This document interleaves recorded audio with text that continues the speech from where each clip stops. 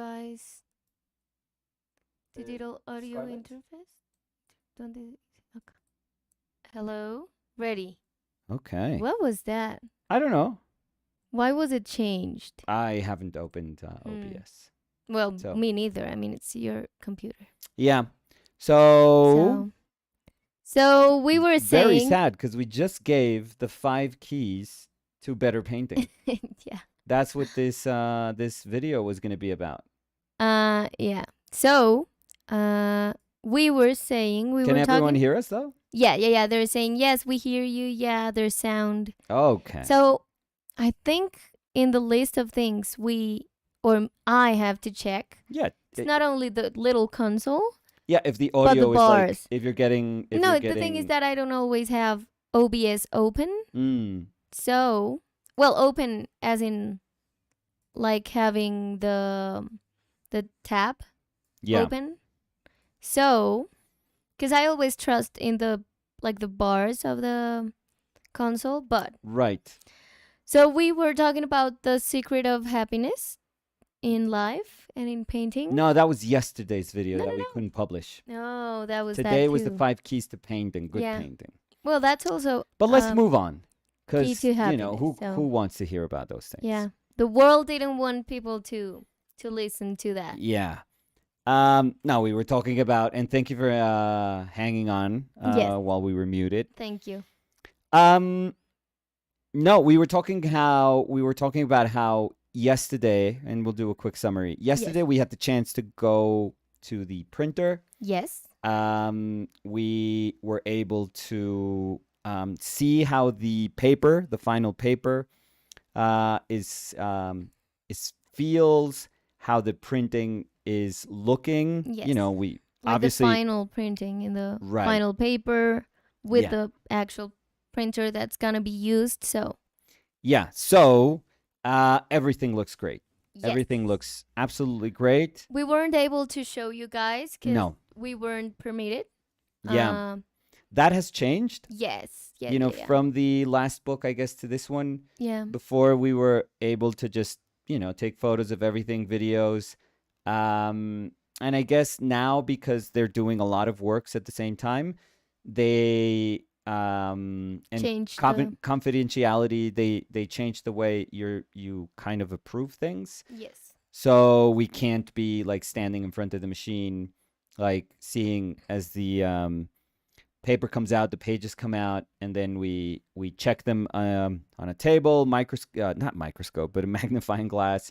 No. We were able to just be in a room, look at the pages, approve, and everything looks great. Yes. Everything looks absolutely great.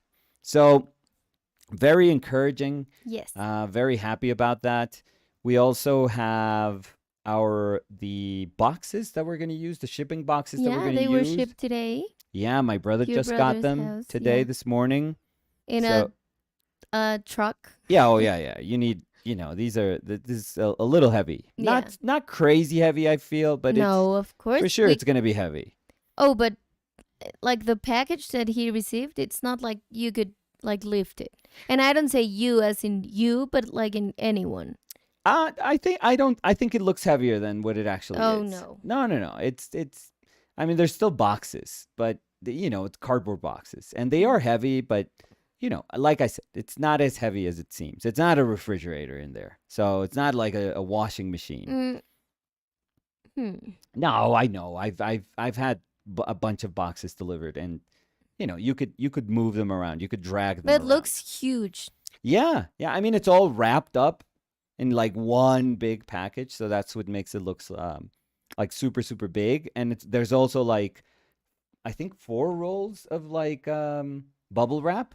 Yes. So yeah, so it looks bigger than what it is, and some tape. And some tape. But we're very excited. There's obviously tons of things to still to do. A bunch of rewards still to finish. Yeah. We sent a survey yesterday so that people could Yeah, so if you're a backer, yeah, it's very important to check to answer the that survey. survey. Exactly, because that's the shipping info. Yeah. So please be sure to fill it out and send it. It's super easy Kickstarter notifies you of that email. And as soon as you, like, if you go inside your, like, if you log in, not if you go inside your Kickstarter, but if you log in your Kickstarter, they will pop the survey so you can fill it out. Yes. So please, if you're a backer of the book, be sure to make that, like, to do that as soon as possible. Yeah, you do have time. No, but it's easy. I mean, it's easier. It's super easy. If you do it right now. Yeah, so it's super easy to do. There has been, and we'll send like official kind of messages through Kickstarter because that's the channel that we have to use. About people that have moved. So if you have moved within, because you can't change the country that you originally had put in your info. Yeah, that's like Kickstarter's policy. Yeah, and it's because, and it's very easy to understand. It's because shipping there are fees, shipping quotes that are for US and then for international. And those can't change because those would mean that you would have to either give money back or put money in.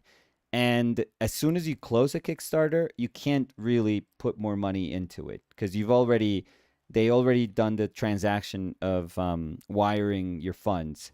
So yeah, and they've already taken the percentage out, which is a little over 10%, I feel, what they take. So so this is like impossible to do through Kickstarter. So if anyone is maybe listening and they have doubts, because we received a couple of emails already, and it's better to message us through the Kickstarter app also. Yes. So if you have moved from the US, which is the ones that we've received, to, cross the Atlantic. Europe, let's say. Cross the Atlantic, let's say. Because I think the cases we've heard are from US to Europe. Or UK also, or UK, I feel. Yeah, because so if you've moved, cross the Atlantic, the only option that we can give you is to say, okay, you can, PayPal us, and Kickstarter says you have to resolve these things case by case with the backer. So the option that we have is for the people to send us, the extra money for the shipping. If they don't think that's fair, that I totally understand that. If they go like, hey, no, I paid for shipping, you have to ship it, here, even if I moved, totally understand that. We can't do that because we're going to lose a lot of money on shipping if we do that. So what we can do is like respectfully tell the backers, like, thank you so much for supporting us at that moment. It's sad if we can't make that work. The extra fee that you would have to pay, but that's just, it's shipping. This is not sentimental. This is nothing. This is just purely objective. It's just shipping. So if people don't agree to that, we're just going to have to, again, very respectfully, very gratefully, like, reimburse them. Yes. And, and then if we have some of those books in the end, just offer some of those books to people that feel like they would want a book. Yes. But that's the best that we can do. Yeah. So we'll try to solve those things case by case. Yeah. And yeah, that's about it. So I feel I need to go to the bathroom, but I don't know if I can. I'll try to hold it in. I know, Danny, this is completely irresponsible. Do you need to? Because we could try. I don't know. No, because my bladder is gonna burst. Yeah, you can't like hold it in for. Or can I? No, you can't. Or can I? No.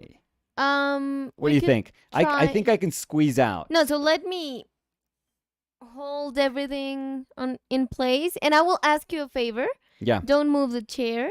Just try to push the desk a little bit back. I think it's easier to move the chair back, or for me to like squeeze out. Wait.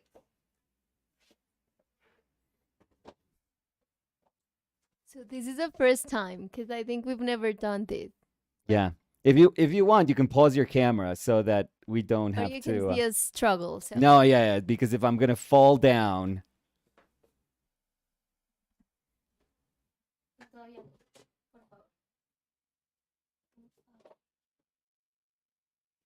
Pero creo que puede ser más fácil.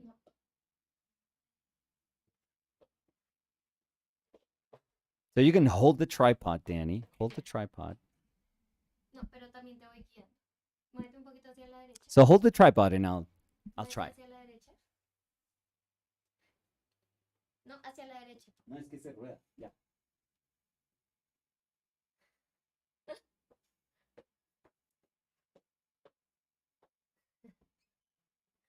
So,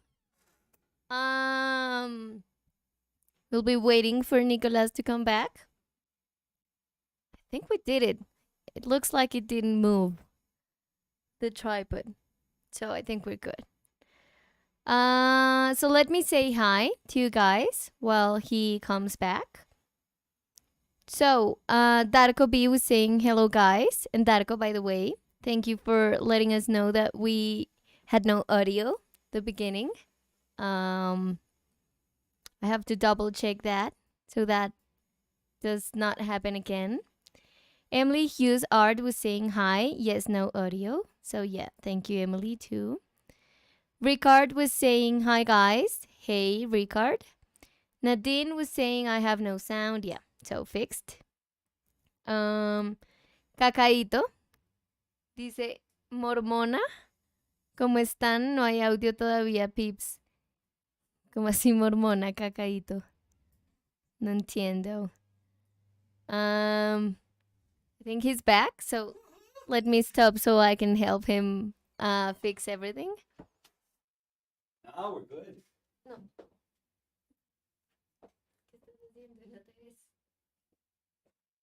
¿Ten el trípode? Tenlo. No lo empujes hacia atrás, es que ya lo empujaste. No pasó Sí, lo nada. moviste. No pasó nada. Listos, perfectos. Okay, perfect. So we're good. Yeah, maybe a liter No, it of moved water. Oh, Who I was cares? think- It doesn't no, matter. I was thinking that you were going to say a little, maybe a little it moved, but no. Oh, it doesn't matter. No, so maybe a little of water you had to. Yeah, maybe a liter of water before the live Was a bad idea. was a great idea. Yeah. And 2 teas or 1 tea, 1 cup of tea, I don't know. Cup of tea. Like, but it's not like a regular cup. Danny, can I? I'm sorry to bother you. What do you need now? The brush it? No. Yeah. Now it's number 2. No. No. Now, can I get the brushes from the little chair? Okay, and we can get started with this. There we go. Perfect. So while you were gone, I was saying Easy hi. peasy. Easy peasy. I was saying hi. So we could continue saying hi. Yeah, please. So I was asking Cacaíto. Cacaíto dice que mormona. What? ¿Cómo están? What? No hay audio todavía.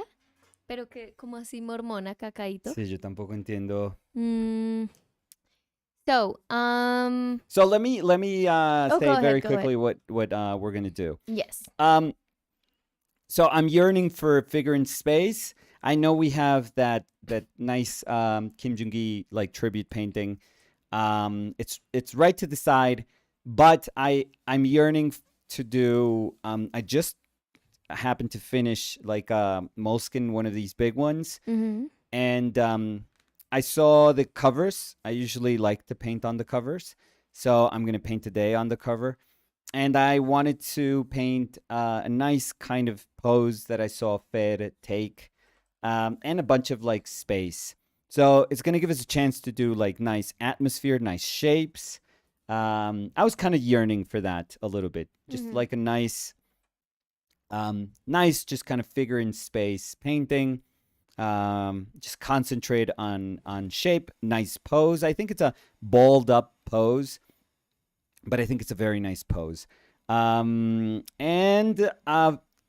what I want is to see if I can very boldly, loosely, expressively just go through the whole painting, almost like as quickly as I can.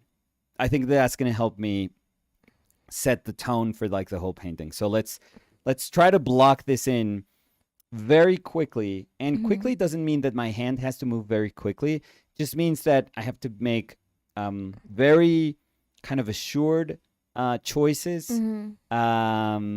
And I have to keep moving. So it's not about just my hand moving quickly. It's more about moving from one thing to the next, to the next, to the next, to the next, and just not getting stuck on something particular. There's going to be time to like change the drawing and adjust everything. But the quicker we move from one thing to the next, which again doesn't mean just, brushing aimlessly, but just keeping in constant sort of motion. So that's what we're going to do right now. Yes. Okay? So the palette for today. Oh, it's my regular palette. It's going to be sort of expanded, but not really. It's titanium white, yellow ochre, cad red alizarin, raw umber, ultramarine blue. Okay. So So you're not going to old touch faithful. bismuth? No, and we're not going to touch cobalt. bismuth or Because you said alizarin. quinacridone. Oh, quinacridone. No. I know they look And you kind of have like the same. Cobalt? Well, I there, have so- like the remnants of cobalt. Yeah. Sort of. Yeah, I don't know. It's terrible. Yeah, I don't know. I was just looking at it and it's like, how could you tell it's cobalt? It's Oh, because I can see it's the a difference. cemetery. No, because I can see the difference Yeah, but it's so dirty. yeah. So let's get to that. So, let's see. Drew Thompson was saying hello, OPL. Hey, Drew. How are you? Oh, Kakaito was saying morning. So no, it was no mormona, but morning. Catherine was saying hello there. Yes, we can hear you. Hey, Catherine. Nadine Tralala was saying yes. So yeah, so they can hear us. Rocky start, but we're here already. So Olga Maria Benninghoff Bellingrot. saying hello, Nicolas and Danny. Hey, Olgita, how are you? How are you feeling after your birthday? Yeah. Let's see. Emily Hughes was saying the 5 keys to live forever and a sad face. You missed them. Yeah. Missed them. Paulo Vasquez was saying good day, everyone. Hey, Paulo. How are you? Robin Cita West 13 was saying hello all. Hey, Robin Cita. Guillaume Lheureux was saying hello. Hey, Guillaume. Sergi Arts dice hola. Hola, Hola, Sergi. Carla Anglada was saying hello, everyone. Hey, Carla, how are you?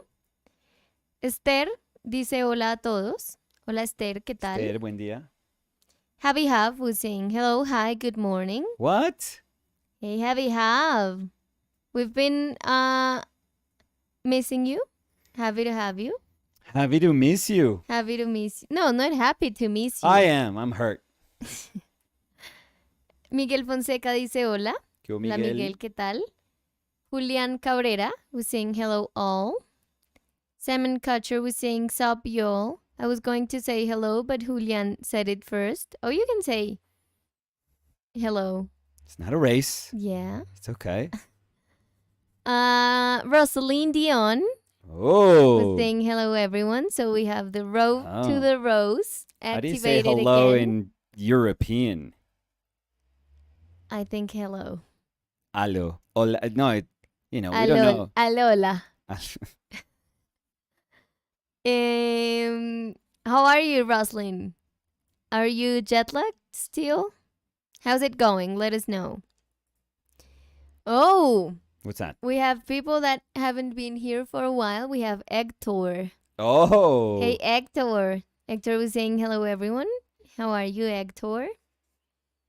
Radog was saying hola, Dani and Nico.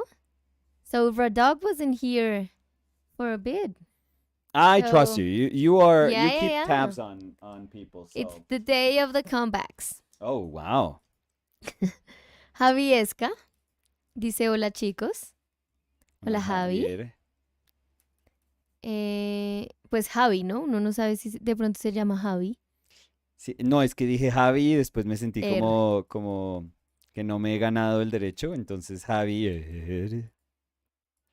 Javi Hab was saying, I've been missing you guys too. I really need my dose of OPL in my life. Work and school really beating me down. Oh, Javi. No, Chin up. we're happy to have you. Even if it's not every single day. We're very happy to have you.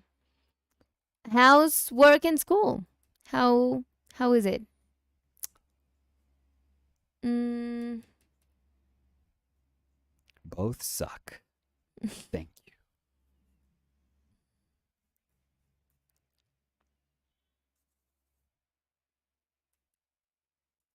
Rosaline Dion is saying my internal clock is working right now, and yay, the Roros are in the house in Amsterdam today.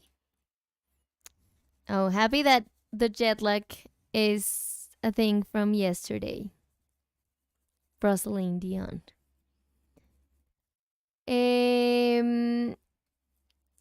Javi Esca dice Javier, todo el derecho, Nico, jaja. Entonces, Me da nervios. Estoy nervioso ya. Radog was saying, yes, I've missed you guys. There's a lot of stuff going on here, so basically no time for watching you. Hope you both doing well. We're Same good. to you. We're doing very good. Very good. I was gonna say that I think Nicolas is going to say no, but I think Oh, never you condition me that way. You might catch a flu. I mean, it's like What? flu season here in Bogota. I mean, I had it for a while, and I don't know why. Is this a wish? My Is this sixth- like a curse No, you're sending, of course you know, not. my way? But my sixth sense Okay. that heard you sneeze, Oh no, thing that was no.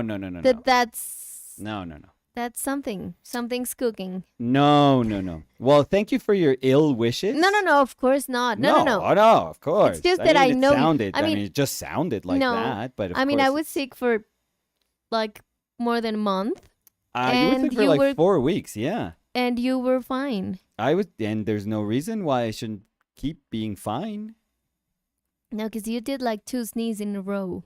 Yeah, and that's being like something just got into my nose when I was here. No, The I don't flu. even feel like remotely sick. I'm joking. It didn't sound like a joke. But No. once again, thank you for you having gone through like really bad, 4 weeks and just wishing that upon me. Of course. That's great. Of course, I'm That's not great. wishing No, that it's super. to you. Like, you know what? It's so nice that you want to share those things. Okay. So nice. Hector was saying, so happy to be watching you guys. It's been too long. Been busy with plein air paintings, Oh, nice. events, and teaching. Oh, excellent. My dog Lenny and I are watching today. Oh, that's awesome. Lenny. So shout out to Lenny. Stay. Lenny.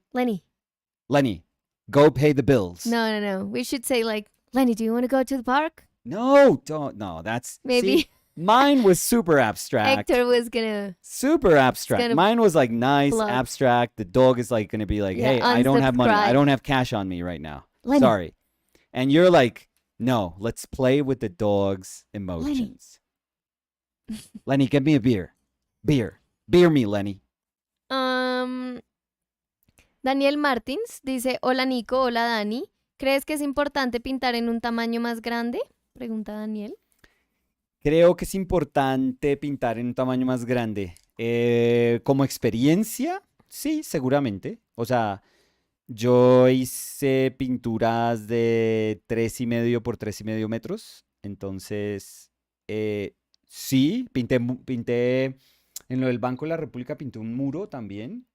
Ujú. Sí, por ahí en Facebook debe haber algunas fotos mías pintando como con rodillos ese muro esa vez en el laboratorio, ¿te acuerdas? Que pinté Sí, como sí, unos sí. boxeadores. Sí, me acuerdo que me contaste. Pero, Yo creo que ¿crees que es importante? como experiencia como pintor, seguramente. Como decir, cómo entiendo mi pintura cuando el formato, digamos, exige mucho más de mi cuerpo para pintar, Sí. exige tomar mucha más distancia para evaluar la pintura. Pero ¿no crees que es como importante si tú lo sientes importante? Porque yo siento que hay gente que trabaja en formato como miniatura o en un formato pequeño que nunca Sí, no. nunca siente como la necesidad de de ver cómo se comportaría su pintura en un formato más grande. No, exacto. Entonces yo creo No. que no es como algo... No, para nada. O sea, Mariano Fortuny hizo unas pinturas grandes que tampoco eran, o sea, del tamaño de pintura histórica como finales del siglo XIX española. No eran de esos formatos. Esas pinturas son colosales.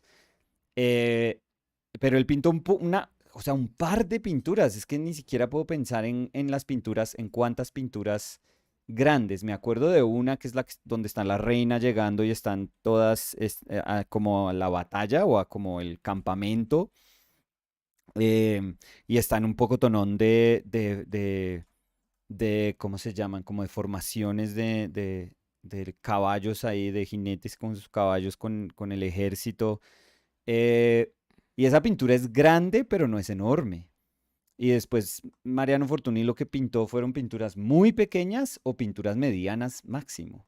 Sí. Y ya, y pues para mí es uno de los mejores pintores de la historia. Entonces, sí, no creo. O sea, no hay razón, digámoslo así, no existe ninguna razón, ninguna razón como mm, de carácter obligatorio que le exija a uno que uno tiene que pintar cierto tipo de formatos. Para nada. Yo creo que en la experiencia de un pintor, si uno quiere pasar por esas, digamos que por la construcción de esas pinturas y por el como resignificar la pintura de uno, porque obviamente la manera como uno va a entender cómo construir la pintura va a cambiar fundamentalmente. Si uno quiere eso, chévere, pero que sea esencial, no, para nada, para nada. No lo creo, la verdad. Hector was saying, Lenny, come back. Yeah. Is he in the park now? Yeah, you missed. Alone, scratching the door to go to the park? Lenny. Lenny, sit. I was trying to call Lenny to come back. Javi was saying healthcare IT is really busy juggling various projects with little to no help. Also, I'm now a senior for healthcare MGMT degree. Ooh. And these teachers think it's cool to burden me with too much homework. Oh, God. Oh, Javi. Yeah, that sounds like a lot. But we are very happy that you could set aside a little bit of time to be here with us. Yes. Whenever you can. there's a small breathing room and you want to relax, maybe work alongside, we are honored and happy to have you working right next to us. So Nicholas Mijarovich. Number saying, 4. Hey guys, I'm working again, sadly. Just saying hi. Oh. Hey Nicola, how's work? Sad, I guess. I'm working again, sadly. Yeah. Rosaline was saying, haha, sharing is caring, Nico. When I was talking about the flu. So. Oh, yeah. Oh, yeah. Let's see. Salmon Catcher was saying, where is Liat? And a sad face. I don't know. Maybe Liat is busy. Or sleeping, I feel. 'Cause he's always like a late night sleeper. So maybe just still not up. Carla was saying, don't cry. I'm sure Liat will be here soon. And Salmon was saying, Carla, thank God I have you here, Carla. Jody M. Hey, What? Jody, how are you? I'm happy to see, I know I always say this, but I'm happy to see that the fix we did for the YouTube in Jody's iPad is working. Unless so happy. you changed something. Unless you took it to an IT guy. Maybe. Because I wasn't that help. To be honest. It was weird. Yeah. It was weird. Jody was saying, hi, Danny and Nicolas. Walking through the park to class with Karen. Oh, please that's say hi to awesome. Karen. How's the weather, Jody? Walkable, I feel. Yeah, I think it's been very nice. In New York, I don't know. It's well, it's nice warmer. as in Yeah. It's warmer for sure. Cause October, it should be. I remember the first snow the year that I was in New York, my first year in New York, 95. My first snow that looked more like hail. It was more like an icy snow. It was overnight, but I'm trying to remember. I think it happened either like super early November or late October, which is crazy. Yeah, because I was seeing and it says that today, Yeah? right now, it's 17 degrees Celsius. Okay, so like 68, 60 I have no idea. something? And it's sunny. Yeah, and it's gonna crazy. be from 21 to 11 degrees Celsius. That's crazy. Yeah. So warm. For Tomorrow October? from 21 to 14, and the Thursday from 21 to 13, but it's gonna rain. Yeah, that's not right. That's not October. The world is, it's about to blow up, the world. So let's enjoy it.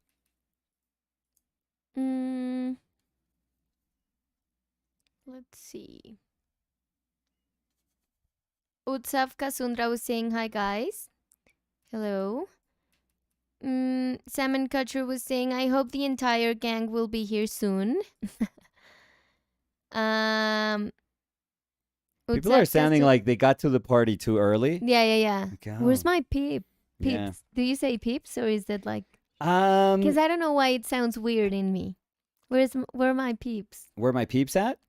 Yeah. My pizza? No, I think pizza then. No, not my pizza. Where's my pizza? I don't know. Maybe some people still say it. I would say that's like 2013. No, but I Wants your think comment someone back. said peeps in the comments. I think it was my cousin. So maybe it would make sense if we both say it. Oh, yeah. I mean, Maybe. it's a family problem then at that point. Yes. Utsav was saying, how's going on? So everything's good. Everything's good. Hector was saying he's off looking for beer at the park. He does stop chewing his bone when you guys say his name. LOL. Oh, that's cute. Ears perk up. Great. Yeah, like what's going on?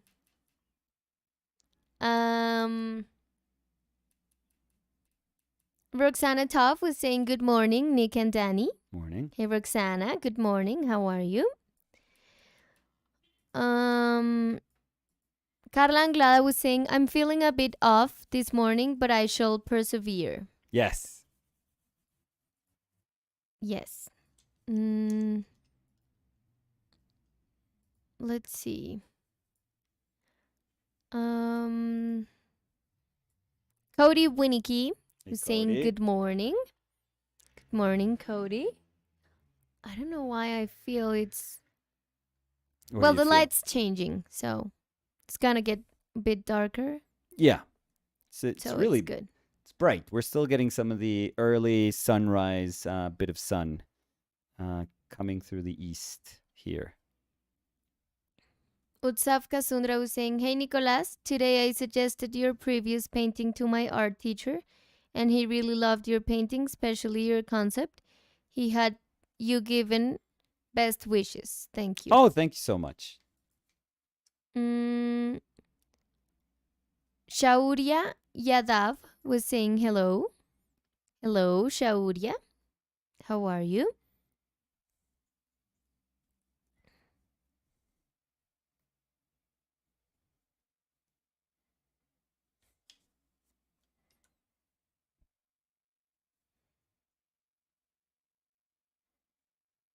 I mean, it has nothing to do with the painting, but in terms of the image that we're seeing. Yeah, you want me to get sick?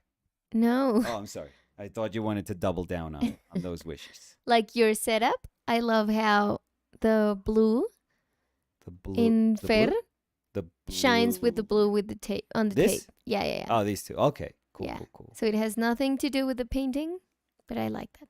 Thank you. You're welcome. That's what you're here for. Comment on things that have nothing to do with the painting. No, because I love the blue in it. But I also love how today, the tape Danny. makes That's it pop. awesome. So, um,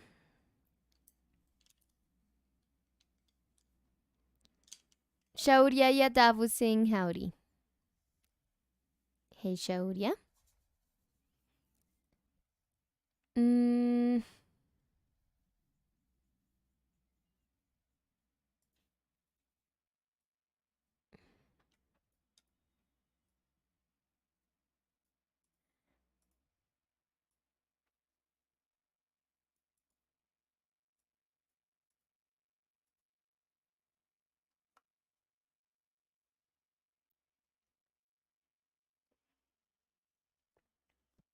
so, how was everyone's weekend?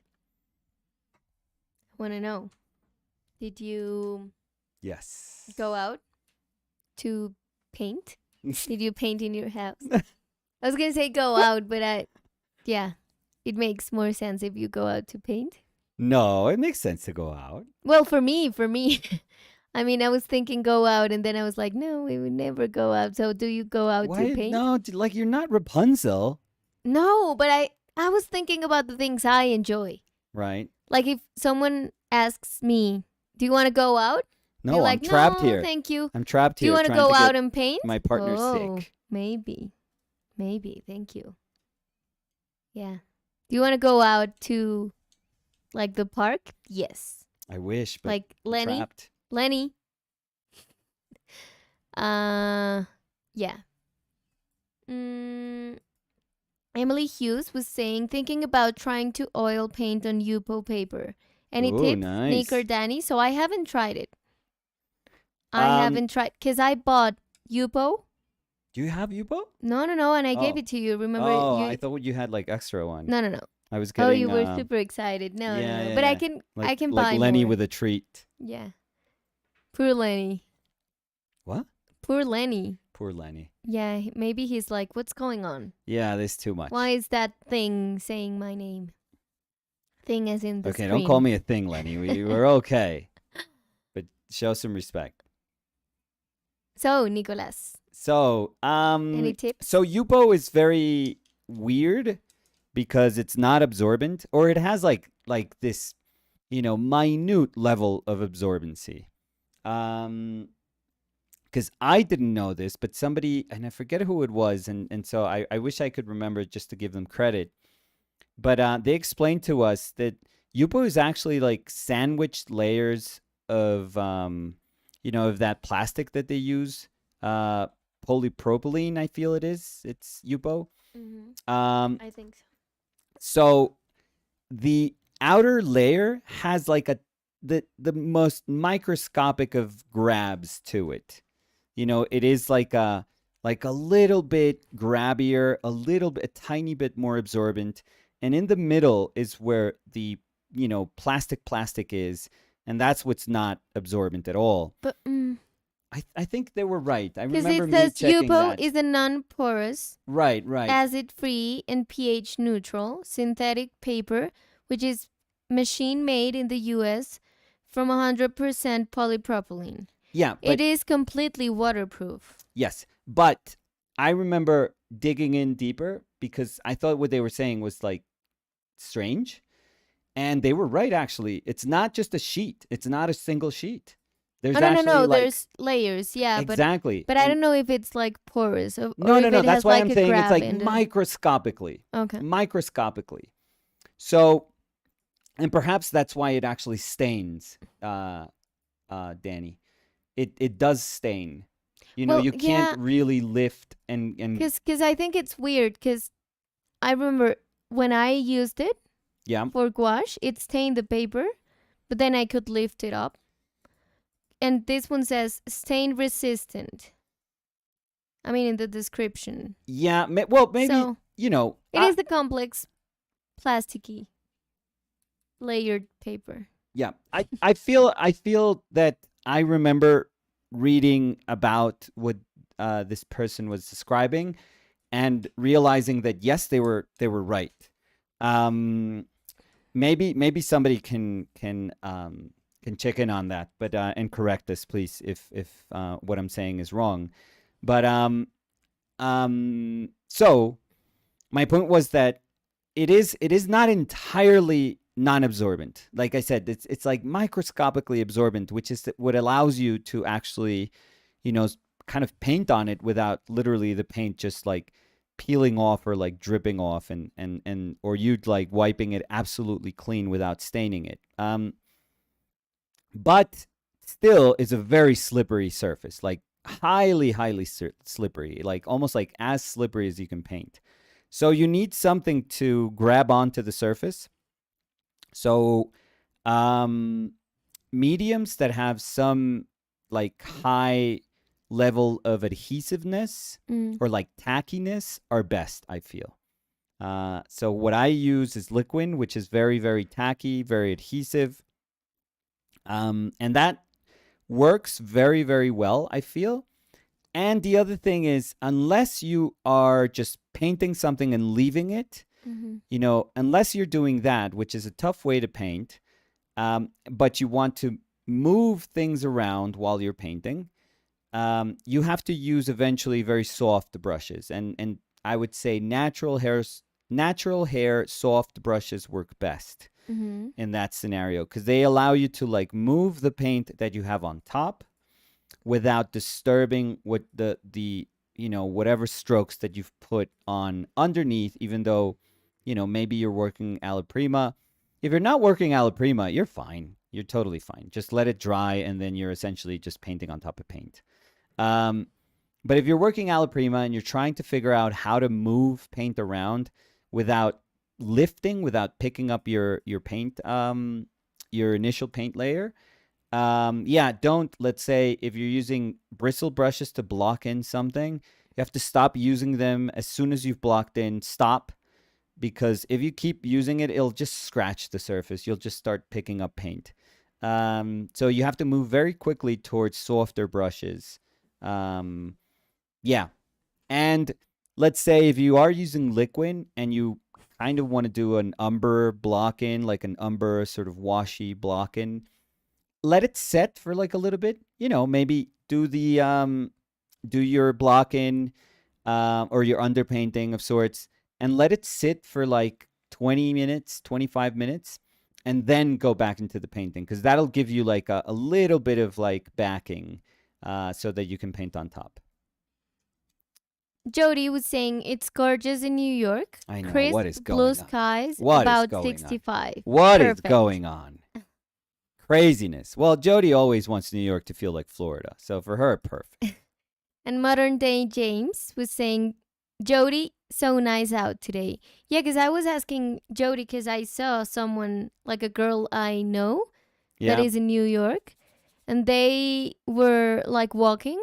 Yeah. And the day was so nice. It's crazy. Like it looks so nice. Weather's crazy. But it's been like that all year. It's been just particularly warm throughout this year. And I would say in Bogota, it's been very strange too. Yeah. It's been very strange. I mean, we've gotten cold moments, but we're not hitting like the peaks of things. No. Like they're supposed to. Like October for us is just like a crazy, almost like dangerous for some areas in Colombia, rainy season. Like so much water pours down. And we haven't gotten that yet. And I had noticed that things were like shifting, like what was December started happening in January. So what was October started happening not in October, but in November. And so I don't know if that's going to be the case, that November is going to just be like heavy, heavy rains. Maybe. But also I feel that it's going to be for some reason, it's just warmer than usual. That for us, it's kind of strange because it can get warmer and that warmth can actually make rain because we're just surrounded by mountains. So, yeah, because here, if it's really sunny, it's because it's going to rain. Yeah. We have that saying here, which is isn't that nonsensical, but because now that you say it out loud, it makes sense that it does not make sense. Yeah. At all. No. But I think that I grew up thinking that that was a thing everywhere in the world. No. So it's a thing here. And it's not like that we say it because it's absurd. It's because it really happens here. Like Yeah. if the sun's very crisp, Yeah. like if you like a can chip, feel, potato chip. no, not like that. No. How do you say like very strong then? So not crisp, but strong. I wouldn't know how to categorize that sun because I would it's say like crisp, but yeah, because it's like a different sort of sun that people like get a one that from. stings. Yeah, but the reason that it It's stings for because us we're is high up. because we're I so know. high Yeah, up. but when you feel that it's very stingy, Yeah, let's it's call it gonna that. rain. Yeah, there's a high chance that it's gonna rain. Yeah, it's funny. If you come here to Bogota, people are like, "Oh no, look at that sun! It's gonna Yeah. rain." And it's best that if you go out at any day during the year, any day, it's good if you have like shorts in your bag and an umbrella, sunscreen, a hat, Hmm. boots. And I was gonna say that it also feels weird because when it's sunny, it feels Philadelphia. No, Nicolas. When it's sunny here, like you can really feel the sun Yes. nowadays, like a lot more than before. I I don't know. I've always dreaded. I the don't sun know. Here. I feel it so much. Like I feel it in the skin. Yeah. So, and I do use sunscreen like crazy. No, So- I've always dreaded it because I have a skin type that was meant for people. I'm sure that my village, my people, they lived in caves. Pretty sure. I mean, it's very obvious for me. We have skin made for caves, I feel. Like, if it's too dry, that's bad for us. If it's too warm, that's bad for us. If it's too sunny, that's bad for us. If it's too cold, it's bad for us. So maybe a cave wouldn't be. Like a temperature controlled cave, maybe. So that Like a cave with a thermostat. Yeah, so I'd say not a that like cave. that's perfect. I think Yeah. that those were my people. So you're saying a house. I think at some point, Yeah. the world is going to end and my people are going to come out of a cave like, just no wrinkles. Salmon Kutcher was saying, in my language, we say the sun is sharp. Sharp, yeah, maybe. Sharp or stinging. There we go. Yeah, but I said stinging. Yeah. You went with crisp, which means that the sun was cooking us, which is pretty much what the sun does Yeah. to us. Yeah. At least for me. So- I'm like, Crisp sun. crisp sun. I don't know. You're probably going to get crisps. Like a pack, like a. Yeah, it Pack says of sun crisps. bites, sweet chili crisp. Yeah, that's where you're going to get. But you got what I was trying to Sure. say. No. It's a very, I've, of all the places that I've traveled in the world, I haven't felt the sun like that. Usually the sun just feels sunny. And it's like, you have to like squint a little bit, or if you're like me, I'm sweating as soon as I, go out of my temperature controlled cave. I am taking my sweater off, putting my sweater on, taking my sweater off. You are putting my sweater exercise. on. You are doing an exercise of like, putting clothes on, taking them off.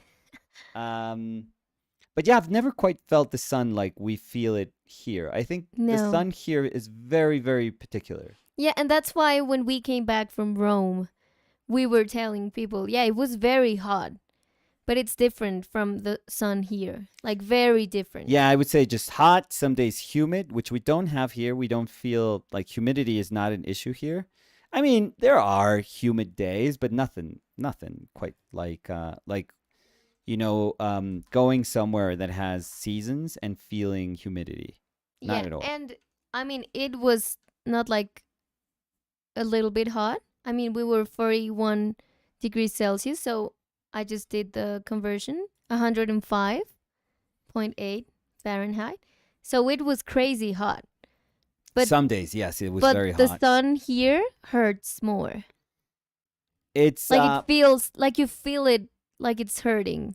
oh yeah, it's harder. It's not super bearable. Like walking under that sun for like a long time, it would be very, very, very tough. Yes. Like we had, what was our lunch break? An hour to university? An hour and a half? 2 hours. Well, it depends. Well, mine that time was maybe, let's say 2 hours at most. At most. And I asked a friend if we could walk down this like very busy street Oh, I remember. where that, yeah. where there's a bunch of businesses, like little stores, and if he could walk with me, because I had to get like cut, these pieces of glass that I was using for photography. So I needed to get the glass cut in one of these stores, and I was like, oh, I know they're probably like, I mean, we probably had to walk around 15, 18 blocks. So it was quite a walk, Mm-hmm. and then walk back. So, but he's a really good friend, and he's always like, yeah, sure. So we walked, let's say 15 blocks, 15, I think it was a little bit more. Yeah, let's say 18 blocks north. We got to the store, and then we had to walk back. And I had painting class, like 4-hour painting class after that. I was teaching. And as soon as I got into painting class, my friend was like, oh, dude, you are like sunburnt. But it wasn't like sunburnt, like medical attention sunburnt. Like I was had red. So, not even an hour and a half. I'm going to say at most, and this is walking, and this is you walking through the shade of trees, because we have like trees, and, you're going through stores. So it's not like direct sunlight. And not even, I would say, of actual walking in the sun, it was probably like an hour, maybe. No, but it hurts me to listen to Oh that my and think about your God. skin. That's It was such everyone a in bad class decision. came in, and it was like, oh my God. No. Yeah. So that was actually that day. I was like, because I would always like have a cap, but I would put it in my bag, and I would think like, no, it's not necessary. And, I'm bald, so my head just gets, all of that sun. So, ever since that day, I'm like, I don't care if it's raining. I don't care if it's like, sun, like bright blue sky. It's like, I got to put a hat on. I just have to put a hat on. Like, there's no way. Yeah. The thing that makes me happy, aside from the fact that we are traveling together. Me getting sunburnt? No. I Of mean, course not. Well, you were wishing that I was No, sick. I would never. No, because So you know me. It kind I of was makes gonna, sense no. with what you just said. I was going to say that the good thing is that I know that when you travel alone, you're not that good with the sunscreen, with applying sunscreen. No, I'm not. I'm not terrible. You're not but that I'm bad. not great. That's why I was saying you're not that good. Yeah. But when you're with me, we can't go out the door No. if I don't see you apply. Yeah. Like I could like be in the door like, no, we're not moving. Please use it. Yes. And you're like, no, I'm not doing it. And I'm like, we're not going out. And I tackle you. Yeah. Well, And, I don't know how good of a tackle I can do, but Well, no, you don't have to do anything. Like, I'll Yeah. just tackle you. I'd be like, ah. And you're like, you Oh, did blocking? nothing. Yeah. You did nothing. You just hurt yourself and now you're crying. And I'm not putting the sunscreen. No. But no, you're always like super good when I say, please do it. Like, please. Because you know that if you don't, I would be like, but think about your skin. Did you know that the 10% of blah, blah, blah, blah, blah, blah? So then you do it. Yeah, it's like a 6-hour TED Talk Yeah. on skin cancer. So so if I want to And avoid in- that, I'll just say, and okay, go ahead. Skin health in general. Yes. Because it's not only that. So Emily, regarding the Yupo, Yeah. was also saying, oh, how does gouache handle the Yupo? Never thought of that. Oh, you can watch some videos. We have a Yes. couple of Yeah. videos. So I want to look for one. The Olga Oznanska. Yes. It's one of my favorites.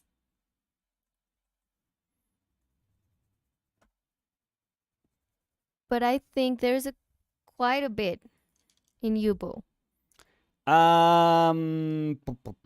Sepa is also Sepa. Mhm. Shepa.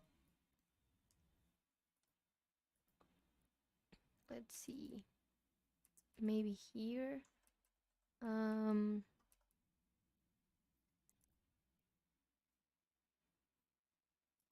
I know that one is. I know the Camille Claudel is. I know the let's see. Well, look, this one, Offer, is in Yupo. No. This Okay. one's in Yupo. This one's in Yupo. Oh, this those are one's like in Yupo. yeah. I think those are like later ones. But there's also like the one of Julian and my mother, you, Po. What else? Yeah, there's a bunch. I think there's an early session. There's a first session of Yupo that's pretty early on. It's probably like, third month or something. Second, third month of OPL. Let's see. So I'm gonna share. I'm sorry. I'm gonna share. Yeah, the Olga Boznanska one. Maybe they want to check it out. And I think if you go Our Painted Lives Yupo, you'll find some others if you want to check them out. Oh. There you go. Mau Razo dice buenos días. Hola Mau. Buenos ¿Qué tal? días. Buenos días. Marco Antonio was saying hello Danny and Nicolas. Today I have the afternoon free and I will join you while I work on a painting. Awesome. If it doesn't interfere with the progress of the video, I'd like to know your opinion about this study I'm doing. I'm Marco from Brazil, and unfortunately, I don't have people I can turn to for advice and even opinions about my paintings and drawings. Oh, please. Yeah, and we're in Brazil. We're in Brazil. No, I don't know. Brazil. Brazil. I don't know what I was doing. Genial. So Marco, if you want to, I think it's easier if you send it to my Instagram. So this one, Daniela OCMP. So yeah, as soon as you send it, please let me know so we can check it out. But yeah, for sure. Let's see. Cody Winnicky was saying, I converted my studio into a gallery for a local studio tour this weekend. Dude, nice. We had a little opening for the students. It was a lot of fun. I put pictures on the Discord. Oh, we have to check them out. That sounds very cool. Very, very cool, Cody.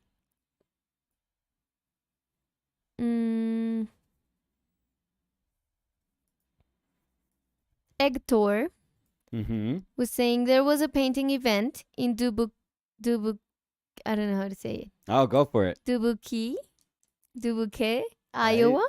I don't know this place. Dubuque. What's how do you spell it? Dubuque.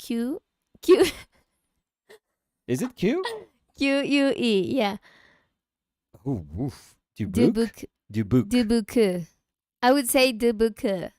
Or maybe it's Dubuque? Dubuque, Iowa. Or Dubuque? Dubuque. I don't know. Let's Google. Yeah. Well, you would have to put some audio there. No. Because I can read the Björk. The Björk. What? Because it says sounds like D-U-H. Duh. Duh. B-Y-O-O-K. Björk. Björk. Dubuque. I'm dubious. So not that is Dubuque, as I said. No, that one was tough. Dubuque. So Dubuque. an event in Dubuque, Uh-huh. Iowa, last week. My last event for the year. Lenny is really into chewing the last inch of a bone right now. Luckily, during the day, he's really chill, like a cat.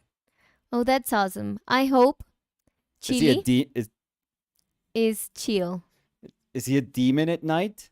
Because I think that was very specific, saying, during the the day.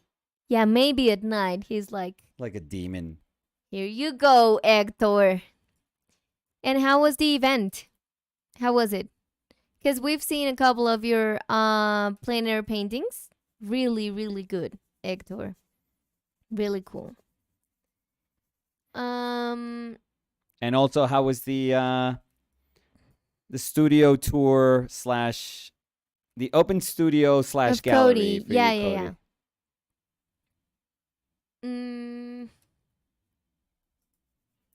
So modern Day James was saying, great salmon, enjoying some great painting. By the way, thank you for joining us, Modern Day James. We really enjoy your channel. It's very cool. So it's great to have you here. Radog was saying, James, I've been a fan of your stuff on the internet for years. It's cool to see you here.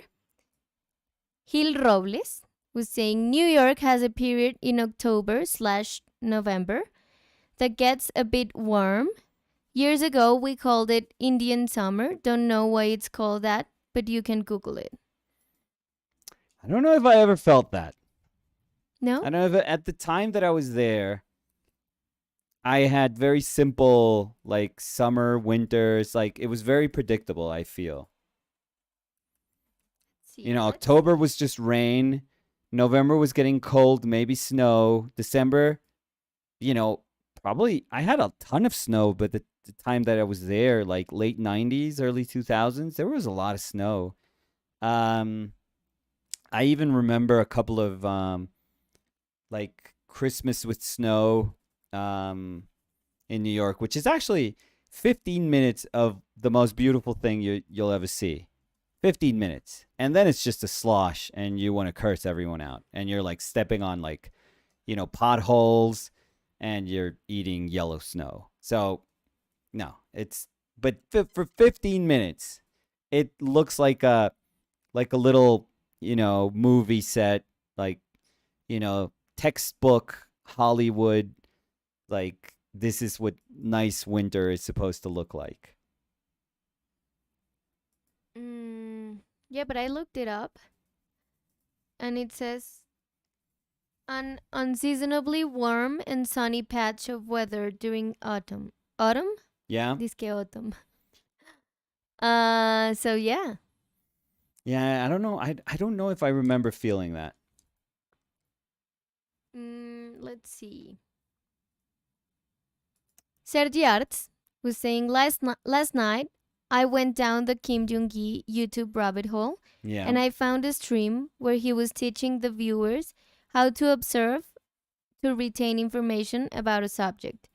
By the end, he said something that really sent it home for me, which was something like, you need to observe things the same way you'd eat the last candy of your life. Oh, like cherish it. Yeah.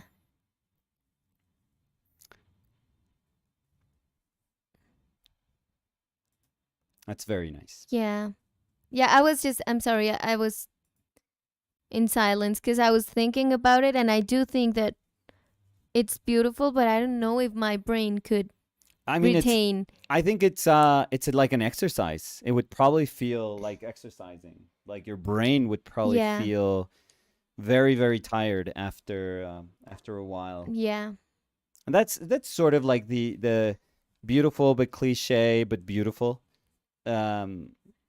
quote, I guess, attributed to Sorolla, that, they asked him how much he painted every day. He said 24 hours because he was painting in his brain. Like when he was not painting, he was still painting in his brain.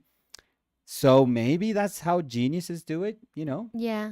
Maybe they just never stop. Yeah, because I was going to say that for my brain, I mean, that of course sounds amazing, and I don't know how my brain could retain that many information, and that's when I think, yes, he was absolutely special. Yeah. Like he was completely different. Because even if I try, I think my brain does not have the place to storage all that information without one like deleting the other. I think in my brain it's like, oh, now you know how, I don't know, the tiger looks. Yeah. Goodbye, cats. Goodbye, ants. I'd be right next to you, and it's like, I can draw an elephant. I would hold your hand. Who are you? Yeah. Stranger danger. Yeah.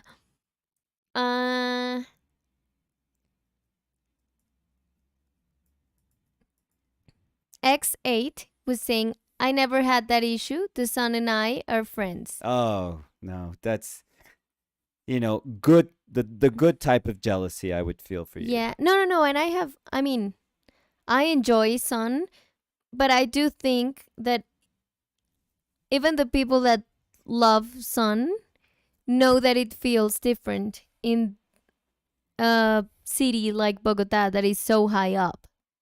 Like it definitely feels very different. Roxana Toff was saying in the 60s, we used to lay out for hours after swabbing baby oil all over us. Needless to say, I have had a lot of skin cancers. I am a freckled redhead that shouldn't get too much sun.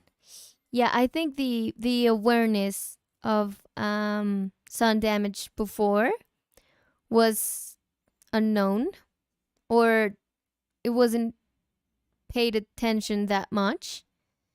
But yeah, because I've heard a lot of people that before they used oil, like oil to sun. You've heard my mother. She still does it.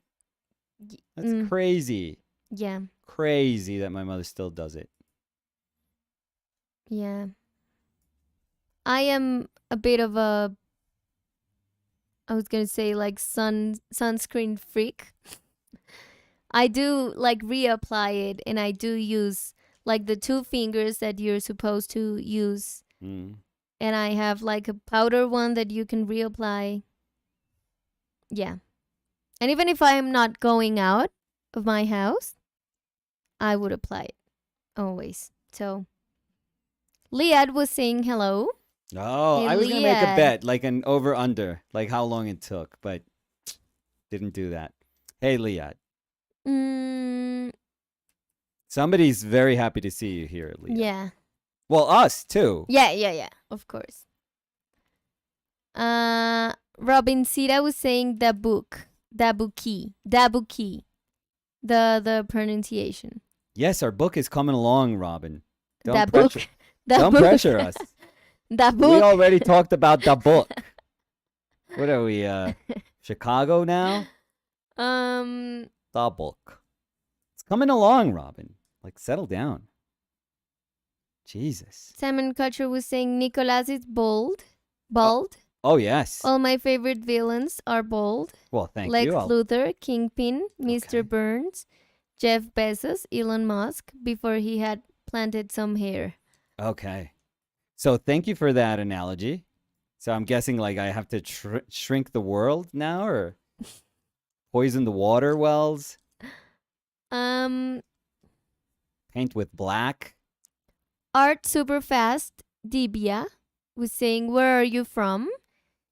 Hello, we are from Bogota, Colombia. I always feel like we're pageant queens when we say that. Yeah. Bogota, Good afternoon. Colombia. We're here representing Bogota, Colombia. Nicolas was born in the US, but he's Colombian. Yes. Yeah. Let's be honest. Let's be real. Yeah. Mau Razo dice, ¿dónde aprendieron inglés? En el colegio. Cada uno en su colegio, sí. Sí. Después Nicolás se fue a estudiar en Nueva York y allá pues practicó mucho su inglés. Karate. Adquirió su acento. Ajá. Y yo en el colegio solamente. ¿Tú dónde adquiriste tu acento? No, acá en mi tierrita. Mi acento es de acá. Inconfundible. I was thinking about the video I saw yesterday, which was Which very one? funny. The one, like, don't do the pronunciation of the T. Oh, yeah, that's a funny video. Yeah. I was thinking of sharing it on my Instagram stories, but I fall asleep. Okay, great. Maybe I'll share it if I find it again. But it was very funny. Gil Robles was saying, I was born and raised in New York. Indian summer does happen. I mean, I trust you guys. Cody Winicky was saying, it was great. It wasn't super busy, but the opening was a lot of fun. My classes are small, and the students don't really know the other classes outside their group, so it was fun to get them all together to see each other's work. Excellent. That's awesome, Cody. And was it for the weekend? Like for the whole weekend? I want to know. I'm curious. Getting sick there, Danny, for the No, 8th don't week say in a no, row? please no. Oh, don't say that. What were you saying instinctively after I said that? Please don't wish that upon me. Was that something like? Did it sound something like that? I was never wishing. I wonder. I Mm. wonder. Oh my god. Hector was saying Dubuque, I forgot. Da book. Dabuki was great for painting the city. It's built along the Mississippi River with a lot of old brick buildings and alleys, great for paintings. Also a lot of bluffs in the area too. Sounds great and beautiful. Sounds beautiful. Have you been to the Mississippi River, Nicolas? I mean, it's enormous. I don't know how many states it goes through. Yeah, but have you? Because I've never. I think I've seen it. Yeah. Check and see how many states does it go through. Could you check and could you let me know? It's crazy. I mean, it's enormous.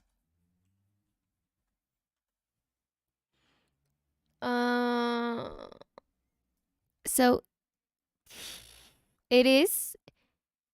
It says the Mississippi River drains an area of about Enormous. 3.2 million square kilometers. 1.2 million square miles, including all or parts of 32 states and 2 Canadian provinces. It's craziness. Craziness. Yeah, but I've never. Because I know that it was in Michigan. Yeah? But I never saw it. So. No, maybe I did. Hmm? Maybe I did. Wait. Gonna take it back. I did. In Chicago. Take it back. Take it back. And have you? Happy to have you? Have you seen it? Yeah. It's hard to miss. I think if you've been to the U.S. to a bunch of places, hard to miss. Mississippi. So Marco Antonio was saying I sent you the painting, Danny. So let's see it.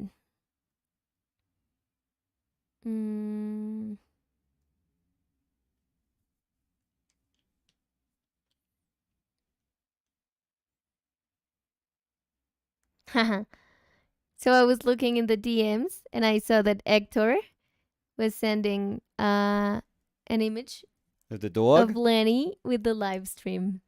Look at Lenny. Oh, he's beautiful. Yeah, he could care less. And I see that he loves Chew toy? the toys. Yeah.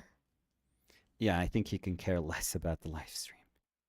Are the No cord taste, Lenny. No the taste. cord toys their favorites? Favorite? Let's see. So, so Marco Antonio Caldas Solis. was. So I'm gonna read first what they said, and then I'm gonna show you. They were saying I started painting with oil about 5 months ago, and I'm still adapting to the technique. Also, I wanted to say that both of you are an inspiration to me, and that I always think about your discipline when I'm not willing to study. I changed the vision I had about art, and whenever I watch the videos, I feel like I learned something new. Living in Brazil, I don't have many resources, and knowing that even from a distance, there are dedicated and talented people motivates me to move on. That's so nice. That's very nice. Marco, very that's kind of you. very, very kind. Thank you. That's a particular last name for I don't know if it's Caldas? yeah. I had never heard of it for a Brazilian last name. That could be a Colombian last name. Let's see it. Yeah. Or the part of a name of a drink here. Oh, okay. Mira. Oh, that's very nice. That's very nice. Like sharp shapes. That's Yeah. really nice. I was gonna say Good that I job. really like the very defined shapes. Yeah, good color. Yeah. Nice color, nice shapes. I like the construction through those shapes. Yeah, very nice. Very nice. Good job. It looks very like modern, almost like mid 19th century mid 20th century painting, like early to mid 20th century painting. It's very cool. Yeah. But I really, really love like the sharp, not only the sharp edges, but like the sharp feeling of the shapes. Yes. Very, very cool. Very nice. Let's see.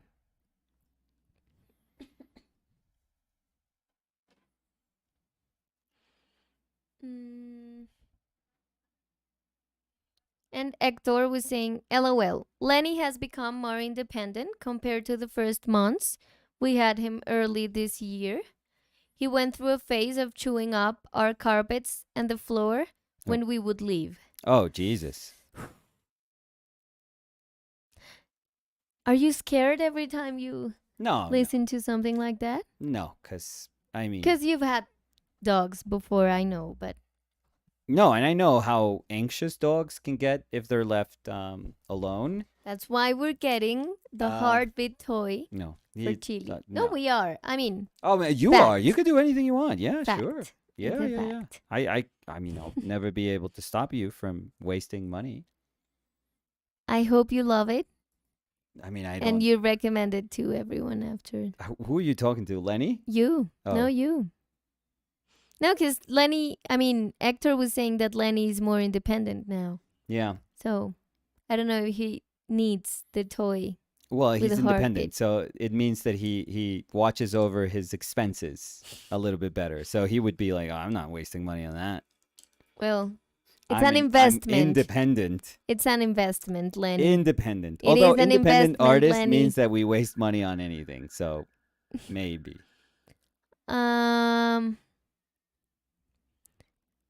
Salmon Kutcher was saying, do you guys still can dream? I lost the ability to dream when I started going to school. I was like 7 years old. Oh my God. No, That's I like think... a Guillermo del Toro like story. I lost my ability to dream. No, but I think that everyone dreams. For a fact? I think Probably, so. right? No, yeah. I mean, I think it's a fact that you dream. The thing is that you remember or you don't. Yeah. So let me Google that because I'm pretty sure of it. So, yeah, it says all people and many animals dream when they sleep. Though not everyone later remembers what they dreamed. So, yes. So you don't remember your dreams. That's we got to change that. Yeah. Into I just don't remember what I dream.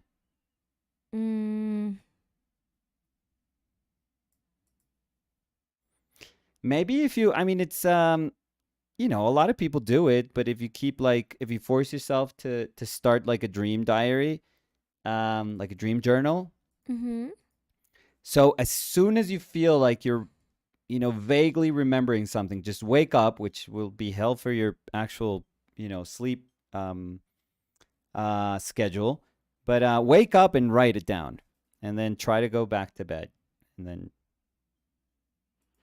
Yeah, I was reading that there's like very, very few cases in the world. Maybe we're of people that can't sleep, but it says that it's because the can't dream. I'm sorry, because the REM sleep is interrupted by substance or medications. Okay, that could be the case. Yeah, but it says that it's like very, very weird. Yeah, no. But I'm just saying that it is possible. Okay.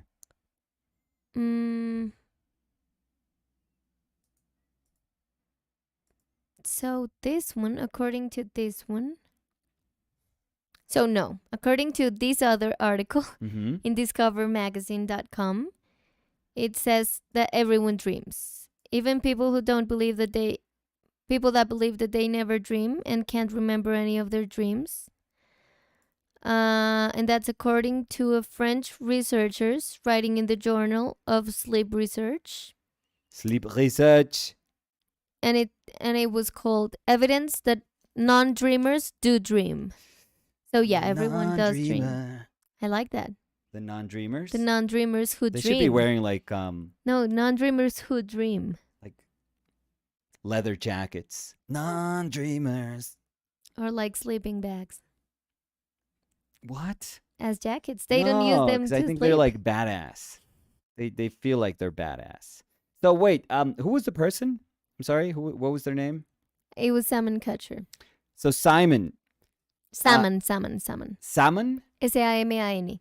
Oh, dude, I always thought it was Simon. No, I salmon. always thought you were going for like a Simon and then just like jiggled it a little bit. I didn't say Simon. I said salmon. Salmon. It's like one of the tips like from the video that you saw yesterday. No, yeah. Salmon. What is the last dream that you remember? Because you just said that you can't dream ever since you were 7. Mm-hmm. So maybe that means that you remember the last dream that you had when you were 7? Because Maybe? that's a very specific thing to say. Yeah. Like, oh, I remember when I was 7 this dream, and ever since then, nothing. So I'm very curious to know, what was your last dream? What was this 7-year-old salmon's dream? Going upstream. That's a really bad joke, but I think it's really good.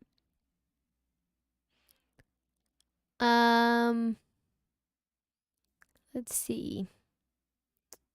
Liad was saying, the sun is my mortal enemy. It's constantly trying to burn me.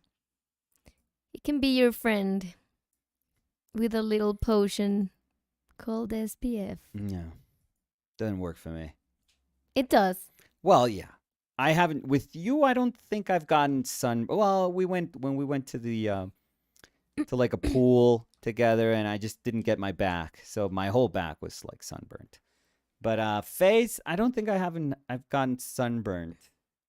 But you could be better by applying We could all be sunscreen better. every day. We could all be better. Yes. What a great way to get out of it quickly. Well, and truthfully.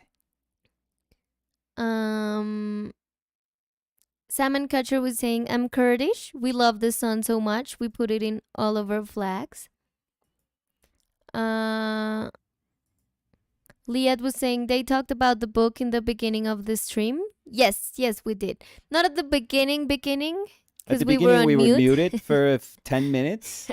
No, like for 5. So, I love that you were like in quintessential Danny fashion.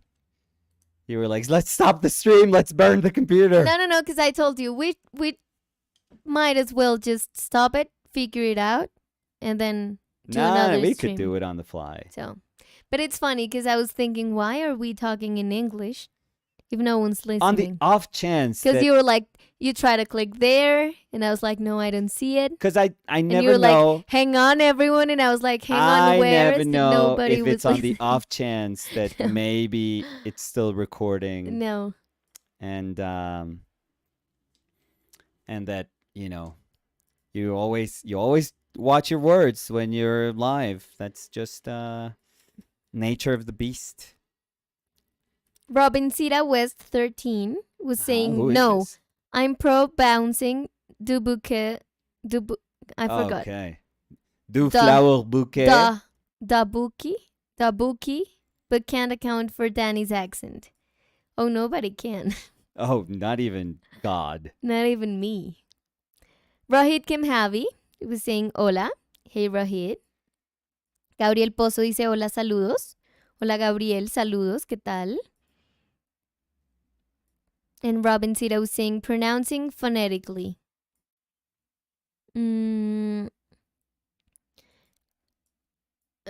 Let's see. Liad was saying, Carla, yes, I put on sunscreen and all that. Cody was saying, yes, the tour was the whole weekend and next weekend as well. In the unlikely event, any of you live in Loveland, Colorado, feel free to stop by. Oh, awesome. Yeah, if anyone does, that would be super cool. So wait, so I need to hear about Salmon's last dream. Oh, let's see. Yeah. And they do remember. And the origin of Loveland, because that is also quite interesting. Loveland, Colorado. So Salmon was saying, I was riding a bike. I always wanted a bike. My dad told me he will get me one if I had perfect score in school for 5 years, and I didn't. Who gets a perfect score in a Kurdish but- school for 5 years? Come But on. my dad never got me a bike. Oh my They'll God. just forget, and I couldn't ask him for a bike. That was my last dream. Oh my God. Do you think that if I get you a bike, you will dream again? Do you have a bike now? Because that's also... Oh, I want to get him a bike. I made you dream again. Let's see. Mm.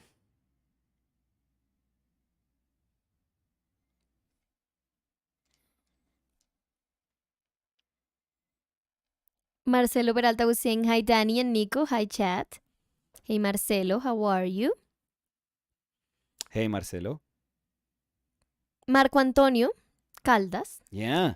was saying, thanks, I'm learning to modulate shapes better and work with more textures, but the process has been great. The last time I looked up the source, the origin of my last name, I found the influence of Portugal and some Latin American countries.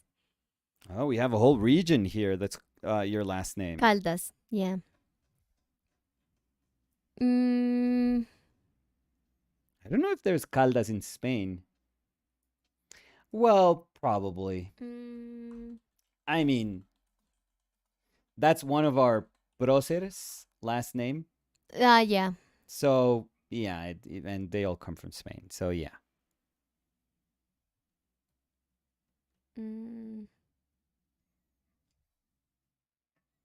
Yeah, because it says Caldas name meaning Galician and Portuguese Okay. habitational name Of course. from many of the various places called Caldas, especially in Galicia, Spain, with reference to their hot springs. Oh, caldo from hot. Oh, molto caldo. Very now, we're learning something. Oh, I never thought of that. No, me neither. That caldas was just meant hot. What? Oh, but look at this. I can't see the screen. You I can't even can. turn my head. Because I was seeing a map. Yeah?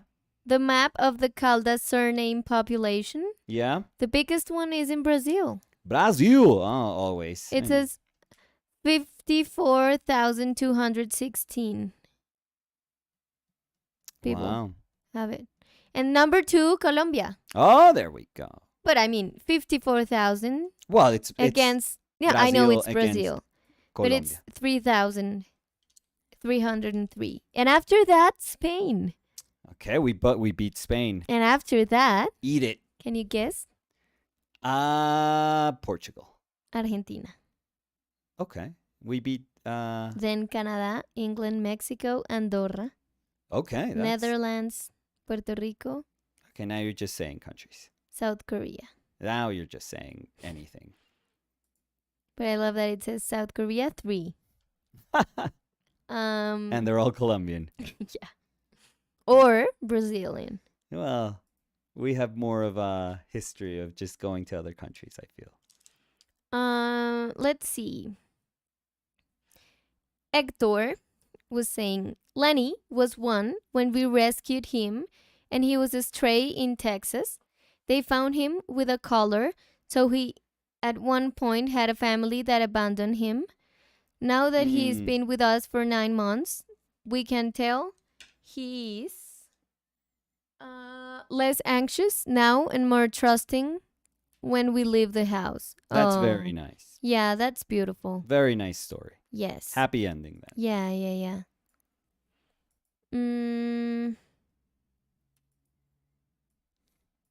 Let's see. Yutaki001 was saying, hello, Nicolas and Danny. Hey, Yutaki. Roxana Toff was saying, I have hundreds of pages of written dreams I have had over the decades. That's awesome, Roxana. Do you remember like a couple of them? You got to give us a couple, like the good ones. And do you think the exercise of writing them down helps you remember them better when you wake up? Because I've heard about that. Oh, for sure. Yeah. That like you exercise your memory when you wake up. and then you have a better chance to remembering what you dream. I think that would be amazing, but I am so non-functional when I woke up that I would like fall asleep writing. Yeah. Or like stab me with the pen. Stab you? No, because I don't have any force when I wake up. I'm just like a I don't know how you behave like in, zombie mode. zombie mode. I'm just talking about waking up. You know how I behave when I wake up. I just go back to sleep. With And an then urge of stabbing. No. I'm like, hello, how are you? I want your brains. Liat was saying, I don't remember my dreams. I fall asleep, stop existing, then I wake up. Carla Anglada was saying, I love flying dreams. Oh, those are good. I don't know if I I've don't had those. fly. No, I fall gracefully. I always fall like... Not gracefully. The last time I thought that something was happening to you, I don't know if you remember, you were falling asleep. What? And you thought that you were falling in a dream. Oh, no, and no. you But that's moved. like... Because that has happened to me, and you'd move. You were like imploding there. No, You're like, but boom, it's and very... I was like, is everything okay? And No, you were like, but yeah, I was falling. The thing is, it's very different that, like that moment where you're just about to fall asleep, like, and you have that kind of sense that you're falling. So you just, it's like falling asleep on the bus or on like the classroom that you go like, oh, Yeah. that you feel like you're falling. No, and that has happened to you. But the last one was like, oh, a little dramatic, yes. like wrestling. But you were like, But dreams about flying, I don't think I ever. But just the falling, like, softly. I always fall softly, or I can like parkour like gracefully. As I'm falling, it's really amazing, really, really amazing. now that you're talking about falling Gracefully, when you Buzz sleep, Lightyear- like Buzz to Lightyear wake up style. when you think you're falling. When that happens to me, I think it's very curious because it always happens riding a bike. What? Always. What are you talking about? When I'm falling asleep and I feel that I'm falling is because I'm falling from a bike. What? Yes. Always? Always. That's your trauma probably from your fall when you were a kid. Oh, no, because that wasn't a fall. That was like an accident. But maybe it's like... okay, let's call it the accident. Yeah, no, because I never fall from a bike. That's the thing. No, that's what I'm saying. Like, well, yeah, but you know what I was talking about. No, but it related with the bike. Yeah, maybe. Maybe that's your trauma. Maybe. Yeah, maybe your But go-to. it's weird because I'm not afraid of bikes. I mean, I No. love bikes, and it's weird because the bike that I had the accident on, I used to use that, like, right until before we moved together. Mhm. That's the bike I ride when I went to the ciclovia. So every weekend I would use that bike, the one I was hurt by in the accident. Mm. Because it's not like, I mean, I knew that was an accident because it was my fault. I mean, I was a kid, so I had no idea what I was doing, but it was my fault. But it was that specific bike. And I Well. have to say, I love that bike. But maybe it's a trauma. We have to, Maybe my brain kind of remembers that. of course. Maybe I'm like super alert. Yeah. But yeah, it's always riding a bike. But it's always like there's like a little rock or something and like I trip. So yeah. Oh, Interesting. Look at that. So your bike trauma is my mom's uterus. Okay, that sounds That weird. sounds super. What are you talking about? Yes. So let me elaborate or not. And I don't have a bike trauma. I think so. I think we No. just uncovered that. No, because you're saying, I mean, I think it happens to many people that they feel like they're falling asleep and then they fall in their dreams. Yeah. So mine is just in a bike. But it's Yeah, not but- like I'm afraid of it. It's not like I'm like, oh no. No, No, you it's don't, not you a don't trauma. have to be afraid of it, but But you said a trauma, so well, I mean, it's traumatic. Your brain, probably goes there for some reason. it's alert. It's Okay, alert. Calm alertness. Okay, your brain on alertness, matcha yeah. goes there. But can you please explain the uterus thing. Don't call my mother's uterus a thing. Come on, show some respect. I came out of that thing. No, so I think one of the traumas that I have, like, because it's like a repeating dream, it's I always I know what it is. yeah, I'm always not stuck, but I always have to go through spaces that are like, that I kind of have to like, squeeze in and then, turn in a way that I know my body wouldn't be able to turn and then squeeze through something else. I have that is one of my recurrent dreams. Like that is throughout my life, throughout the years, it's always been that dream. Always, always, always. And I remember, I have no idea where, but I remember somebody saying somewhere, again, no recollection of where I heard this or read this, or that is your body remembering your birth. Mm-hmm. So I had natural birth. My mother said it was like tough for her because there was no anesthesia, nothing. So it was like a palo seco, as we say. Yeah, thank you. That was so bad. Yeah. So maybe it was that. Maybe. Maybe. I mean, because I don't have those. Because I was a C-section baby. Okay. But I'm curious. You're a CBGB. People that were born naturally have those dreams? I don't think I try to tell this story hoping that there's always somebody that says, "Dude, me too." And I never get like an echo. I never get like a response that says, "Oh yeah." Let's see. And I don't always start the story with, your bike is like my mother's uterus. So, it's always something a little more approachable.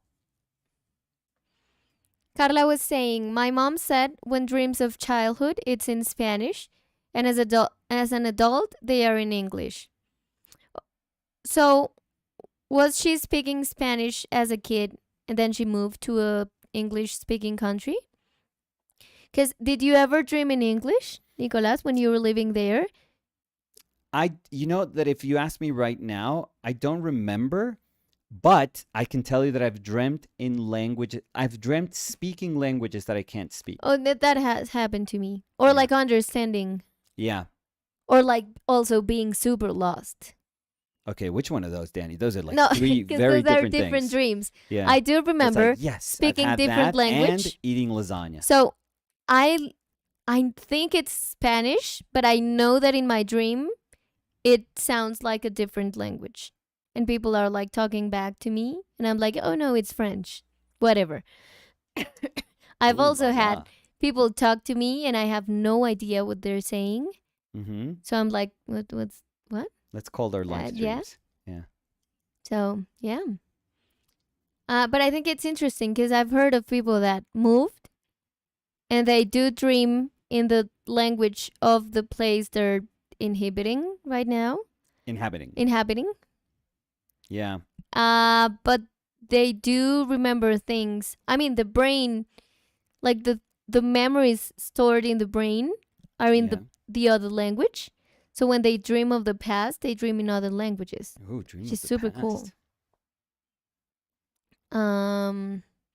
Marcelo Peralta was saying, a few years ago, I noticed that when I smoke pot, either I don't remember or I can't remember the dream at all. That had a huge impact on me. I stopped smoking to preserve the ability to dream. From all the possible motives, health-related, etc., dreaming has the drop that changed the tide. Ooh. But it's interesting because I think that what we were reading about not dreamers, it said something about like substances or also like medical, like medicine. Medical medicine, but medicines. Yeah. Drugs of every sort. Yeah. So Salmon, lay off the weed. for like a Um, couple of weeks, and let's see if you go back and you can get your bike, dude. Your Rosalind, bike. Do it for the bike. Rosalind was saying, for an entire year, around 7 years old, salmon, I dream of spiders. Scary. I hardly slept. Occasionally, I have a rerun.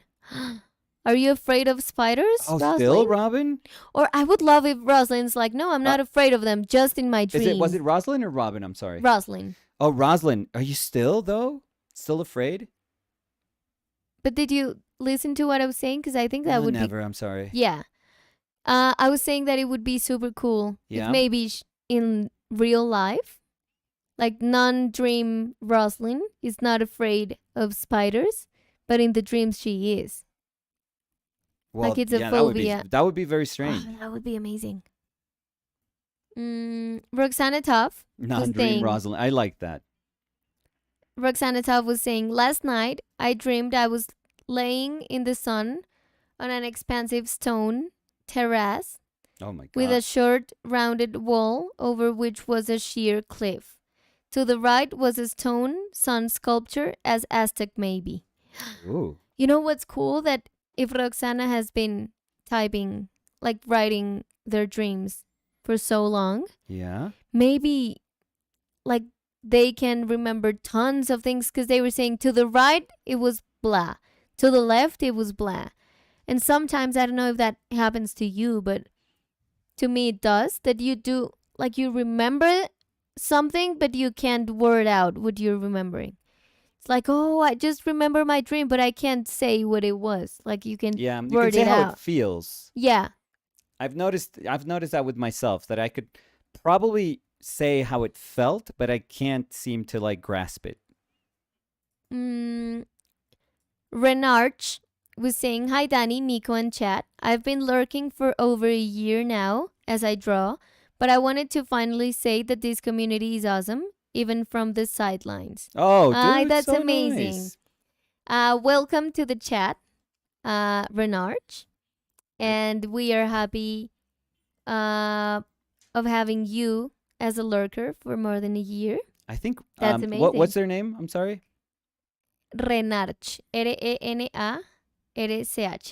Or Renark, maybe. Renarch, maybe? I feel Renark wants to tell us about a dream. Oh, Renarch, please do. I think so.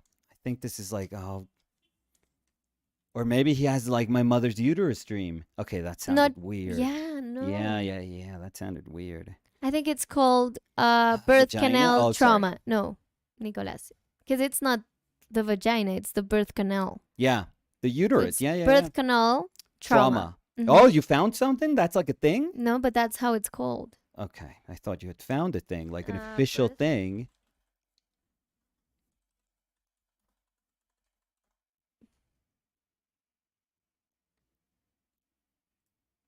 Well, no. I found birth trauma, but that's different. Okay, so why were you were just betting on that? No, because I think it's remember I called. heard. No, I think it's called. No. Sorry, doctor.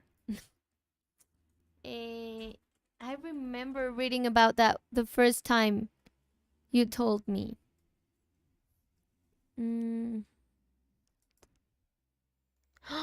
What? Wait. What? Why are you seeing kittens like dancing? Birth. No. Trauma.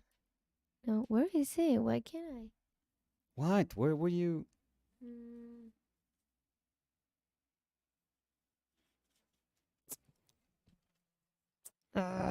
What? What happened? Wait. Sounded like you were on the verge of something.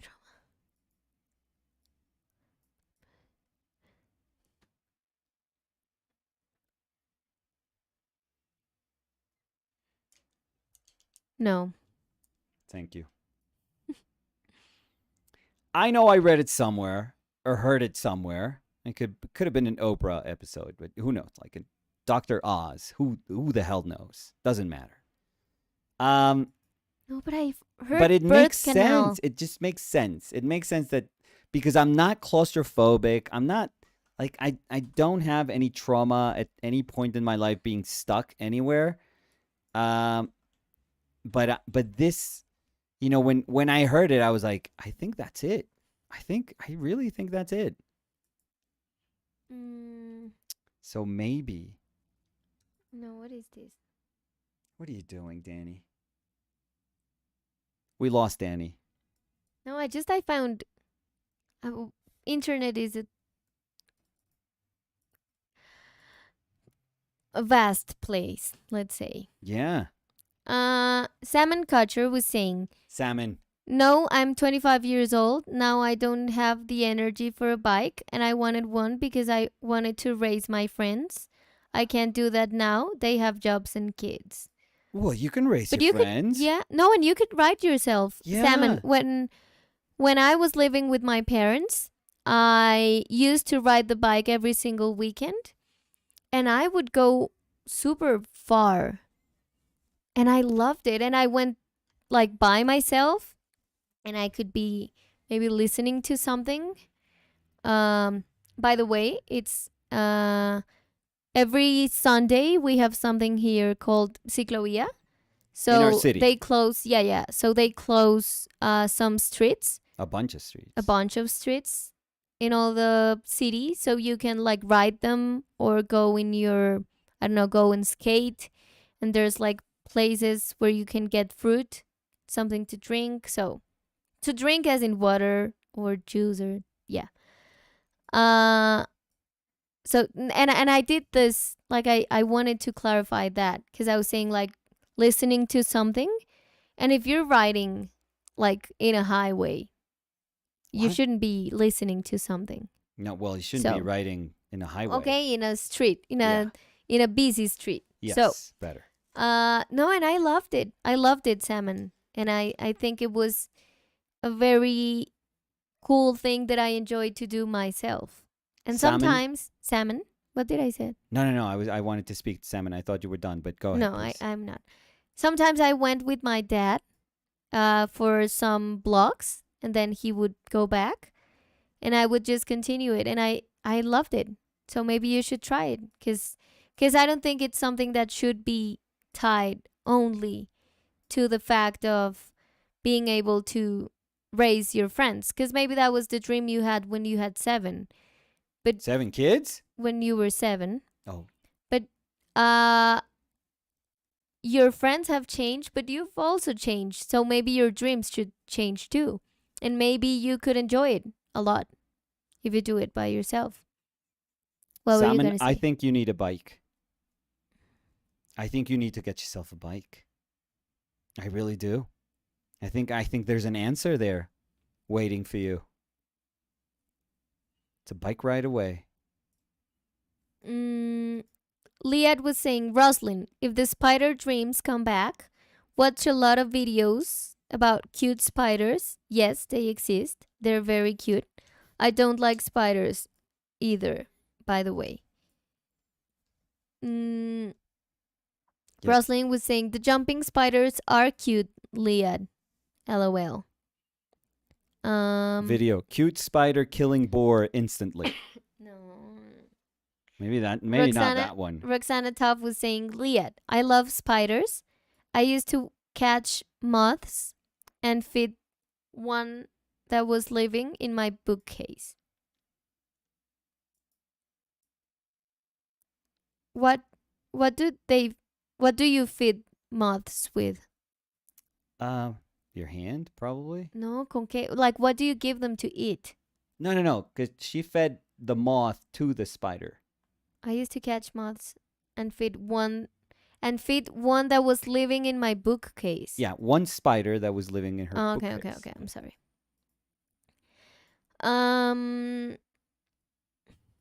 Let's see.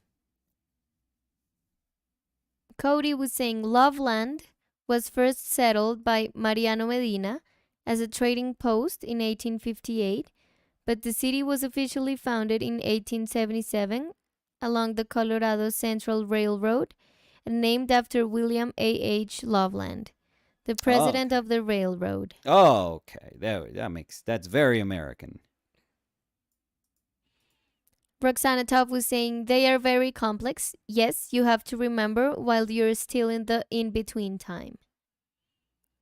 Gabriel Pozo was saying, it's been said that dreams are actually how the brain processes memories from waking moments.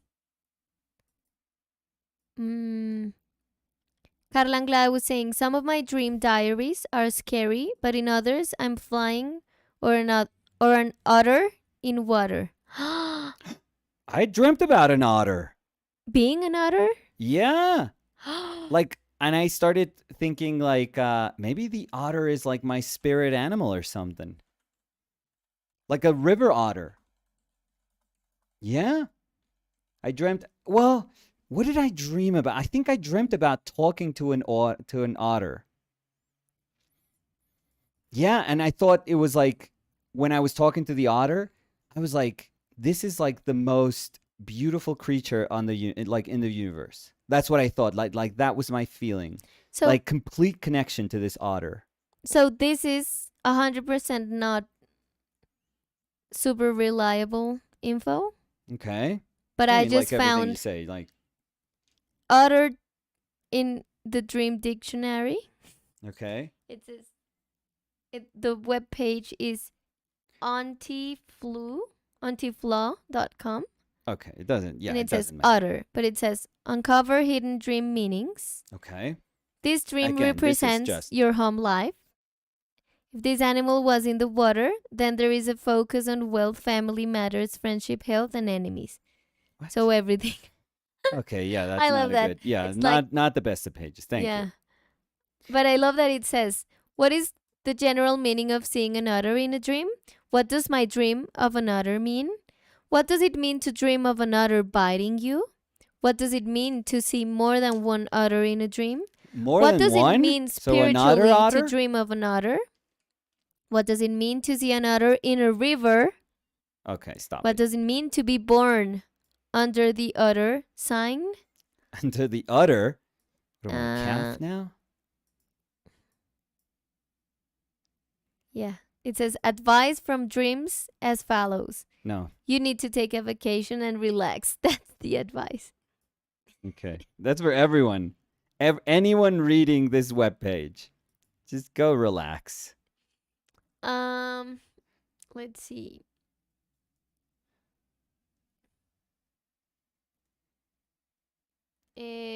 Salmon Catcher was saying, Rosalind, oh God, when I was a kid, I would sometimes have a dream of me being strangled by a snake queen, Kurdish folklore character. If that happened now, it would probably be a good dream, I guess. Oh my God, look at you. Sofía Centurión dice, buenas chicos, ¿cómo están? Sophie. Hola Sophie, muy bien. ¿Todo bien? Yeah. Roxana Toff was saying, I wake up tired from some dreams. It's like living another completely different life. Ooh. Yeah. The bad thing with me is that I wake up tired. Period. Yeah.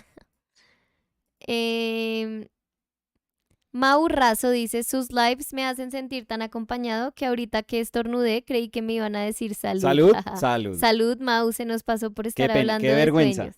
Qué vergüenza. Yo te dije, Dani, que le dijeras, por favor. Sí. Pues tú le puedes Mejor decir, moderación, ¿no? por favor. ¿Mejor moderación? Sí. Modérate tú.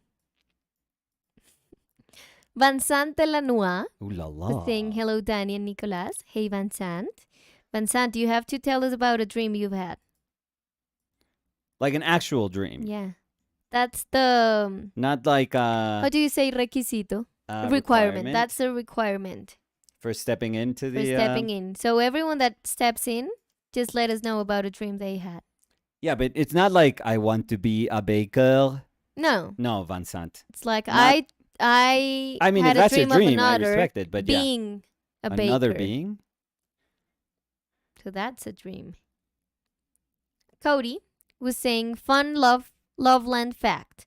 The primary crop back in the day was sugar beets, and I believe it was in the 70s. The sugar refinery exploded and floated a road with liquid sugar.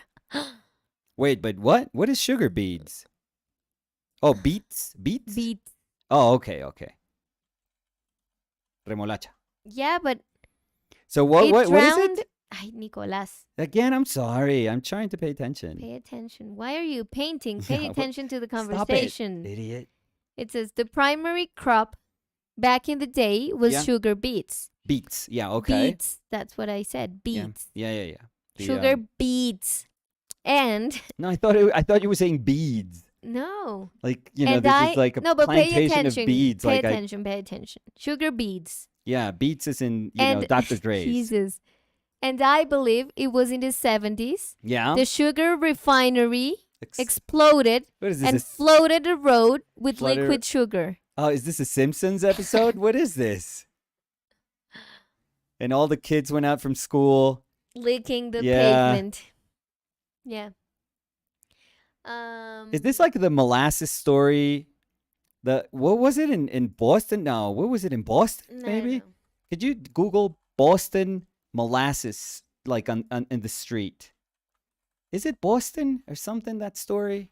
Well, I put Boston Molasses. and it says mola and it said like it auto completed to Boston molasses flood. flood. Yeah. Flood. Yeah. Oh no, but that's terrible, Nicholas. Yeah. It was famous. That's like no, that's like catastrophic. Okay. Well, I mean, look at it. I'm not. Yeah, I know.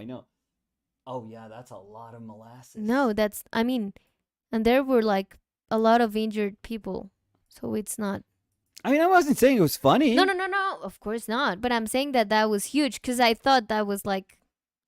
Because I was saying like licking the pavement in the sugar one. I never thought about this. It was in 1919. Oof. Tough year, too.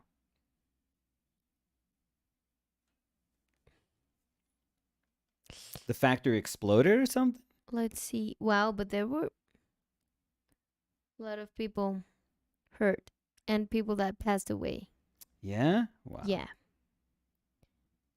It says Great Molasses Flood disaster in Boston that occurred after a storage tank collapsed on January 15, 1919, sending more than 2 million gallons. Oh my God. 2 million gallons? 8 million liters of Jesus molasses flowing Christ. through the city's north end. It says the deluge Deluge? Yeah. caused extensive damage and killed 21 people, Oh my God. and there were 150 people injured. Yeah, that's molasses for you. But crazy, isn't it? Like you 2 wouldn't think about- million gallons. Yeah, that's so crazy. 8 million liters. That's kind of what I drank before the Alive. Yeah. That's why I had to step up. Let's see. Yeah, that's craziness. Yeah.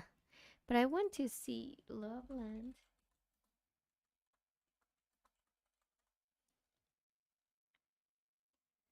I love the title of it. Okay, the tragedy? No, What then? because it says a sticky situation. Okay, The that's Great terrible. Loveland Molasses Spill of 1990. Oh, so 1990? The one in Loveland, the one Loveland, that yeah, but Cody I was thought it telling was us like about. I thought it was older. No, Did Cody tell us it was 1990? They said that they thought it was in the 70s. Okay, It 1990. says a Great Western Sugar Corporation store tanks sprung a leak in the early mornings of February 16, 1990, Okay. floating a portion of Loveland with ankle-deep molasses.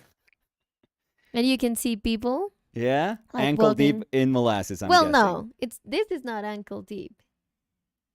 Okay, but that's In that's the sick. in the I'm- image. Yeah, I'm sure that was still very sticky. It though. says a You gotta- Great Western Sugar Co. tank sprung a leak in the early morning.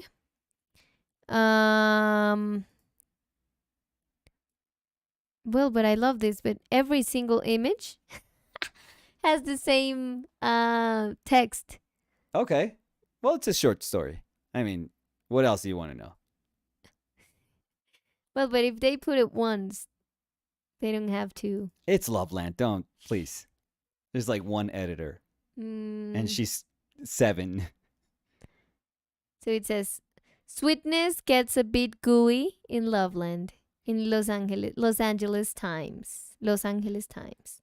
Oh, I love that they thought It about says, these titles for this town, yeah. known as Colorado's Sweetheart City, had Of a little more course. Oh, sweetness than Jesus. it could handle Friday. Oh my God, that's too much for that opening A sentence. molasses storage tank sprang a leak before dawn, spilling its gooey contents into the city streets and an industrial park. The molasses, stiffened by near zero temperatures, flowed slowly and more than a foot deep, about 1/2 mile down a city street. So that's interesting. It was winter. Yeah. And it froze. Maybe that's why it wasn't. God. Yeah. What a mess. And it says city officials estimated that about 100 gallons spilled from the tank, which was at an old sugar factory. And I love that that's the extent of the article. Perfect. In 1990, February 18, 12 a.m. PT, Los Angeles Times Archives. I mean, in Loveland, short and sweet, everything. We keep it short and sweet. Yeah. We don't have to sugarcoat it. Oh, we're good. That's pretty good.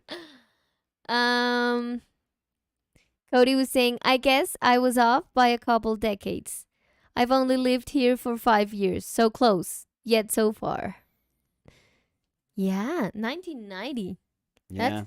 That you don't expect those things to Sooner happen. than I thought that would happen. I was expecting people on carriages and,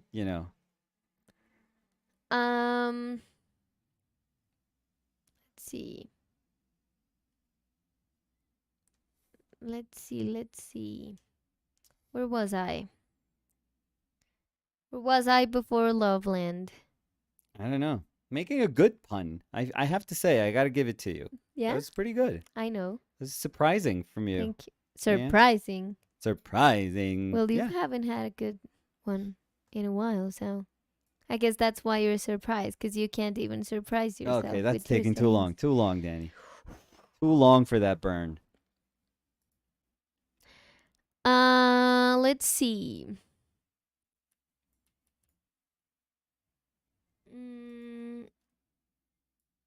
Mary S. was saying, Nicolas, I have those same kind of recurring dreams. Yes, somebody. The birth canal trauma. Yeah. Can you recognize my mother? That's all I want to know. Roslyn was saying, Nicolas and Danny. Yes. Do either of you suffer from claustrophobia? No. No. Nope. I don't know if I have phobias. Let me think. I don't think so. I used to be scared of bees, but it's because I was very, very allergic to them when I was a kid. But you took one out of the house. No, it changed, you know. Yeah, you were like very when I got older, I realized bees are fine. Bees are cool. Like they don't want to mess with you, and if you're like gentle with them, you can take them out, and it's okay. You don't have to kill them. I used to kill them like all the time.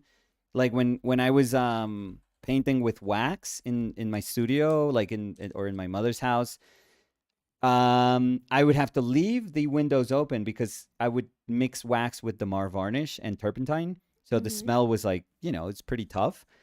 But that meant that you would get tons of bees coming in.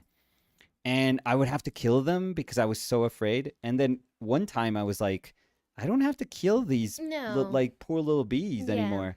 And I stopped killing them, and I would just have a cup, paper cup or a glass, and then I would take them out one by one all the time.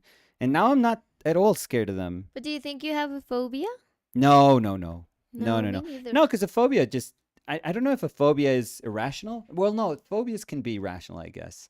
Or at least the thing that spurs them can be rational. But I don't know if phobias are irrational. I don't know.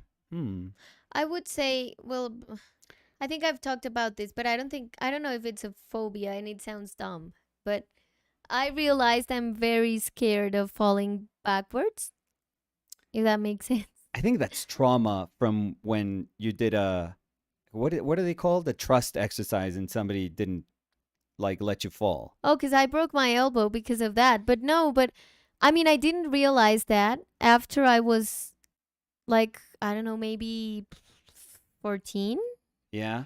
and I was in a summer camp, and we had to stand like in a kind of a ladder, and they had like a net, and you will fall from there.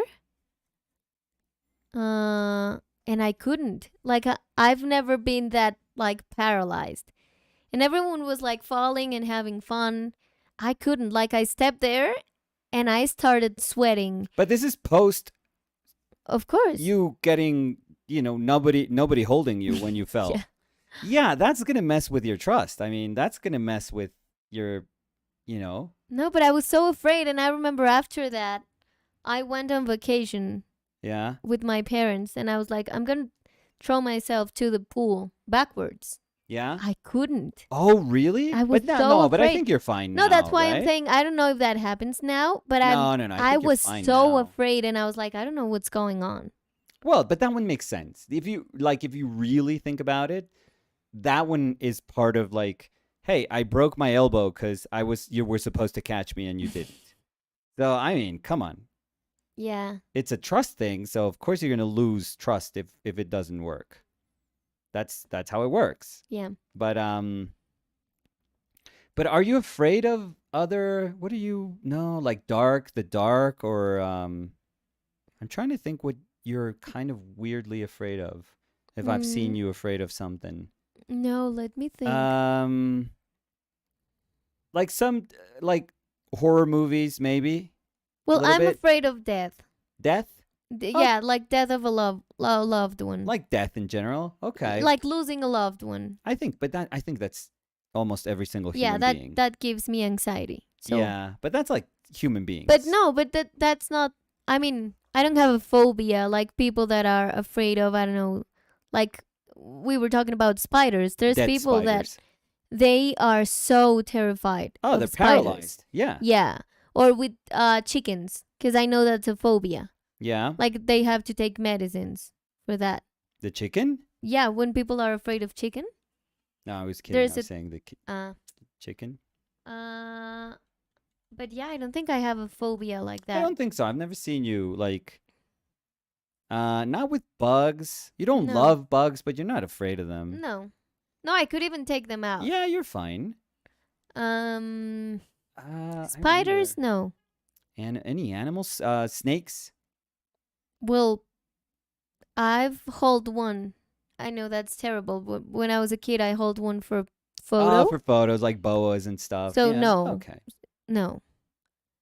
Yeah. No, I don't know. Horses? No. No, there's a lot of people that are afraid of horses. I mean, I've heard. Well, no, because I mean, I know that being claustrophobic is super different, but I don't like being like in multitudes, but I'm not claustrophobic at all. I mean, I could be like trapped with a lot of people, and I could be like super comfortable. Sometimes I feel like discomfort, like in a concert.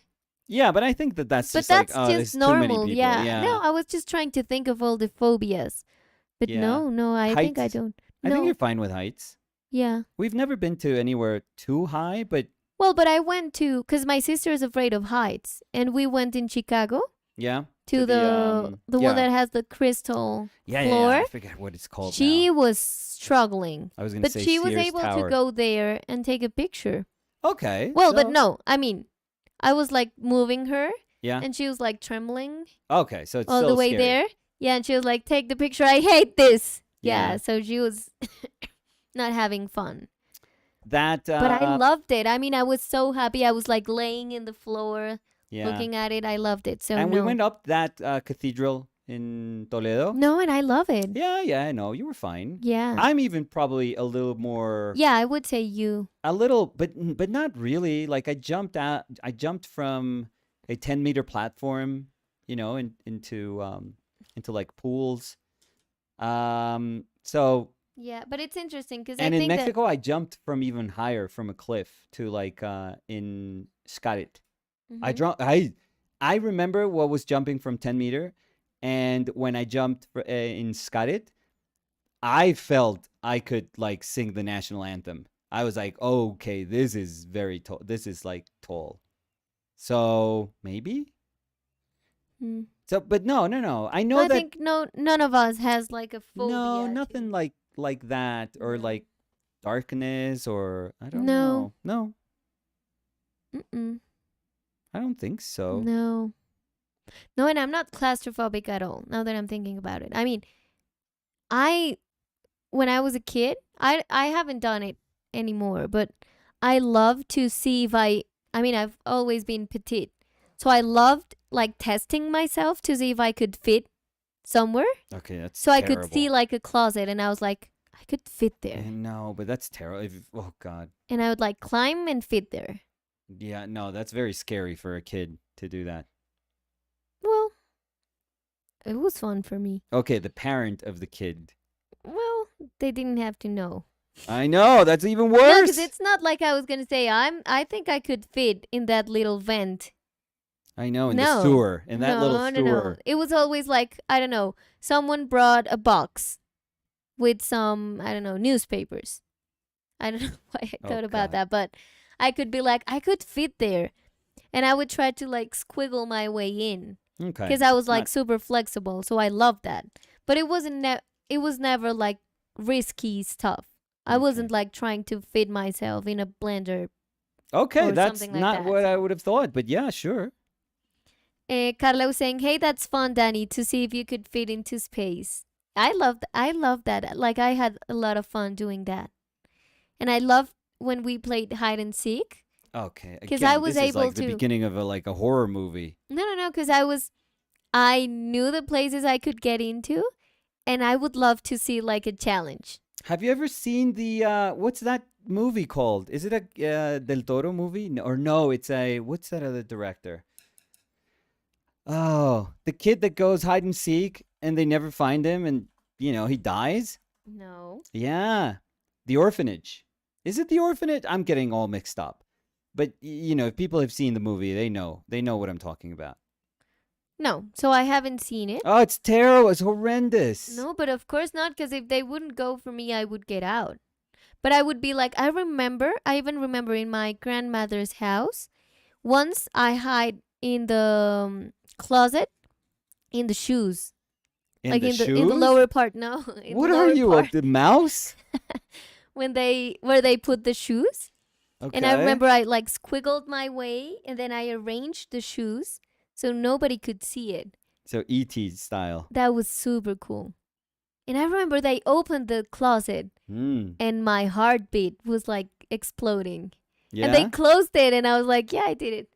And then they were like, yeah, we couldn't find Danny. And I was like, I win. Do you want to see where I was? No. And I showed them, and they were like, none.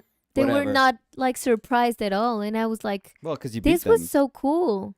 No, because you beat them. Nobody. It's like, oh, lame game.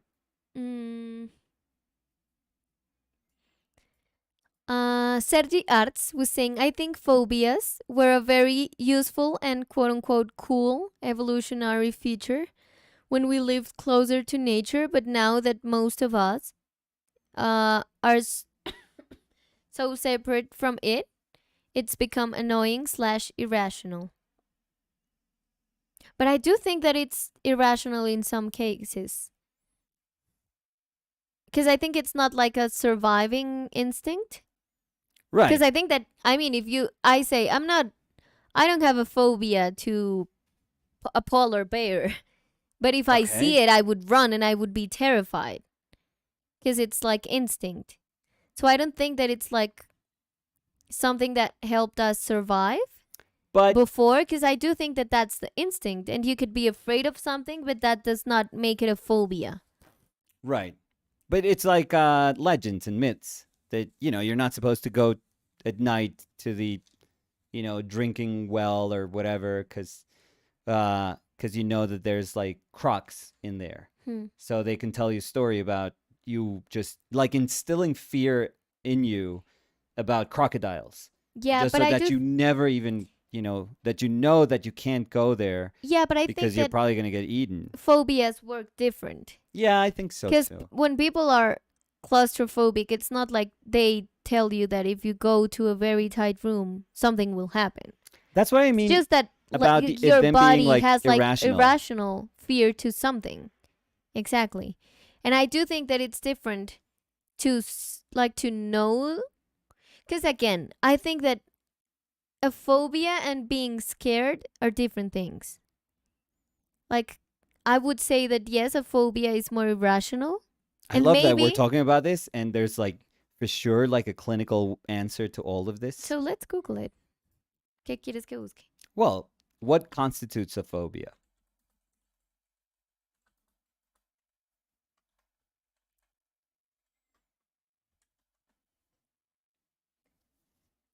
A phobia is an overwhelming and debilitating fear of an object, place, situation, feeling, or animal. Phobias are more pronounced than fears. They develop when a person has an exaggerated or unrealistic sense of danger about a situation or object.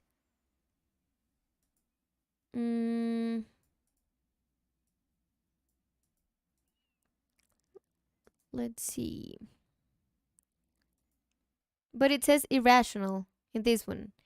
I'm seeing the John Hopkins Medicine Oh, there we go. page. See? It says hopkinsmedicine.org, and it says phobia. A phobia is an uncontrollable, irrational, and lasting fear of a certain object, situation, or activity. This fear can be so overwhelming that a person may go to great lengths to avoid the source of this fear. One response can be a panic attack. This is a sudden, intense fear that lasts for several minutes. It happens when there is no real danger. So yeah, it is irrational. Why am I saying irrational? Erasure. Irrational. So yeah.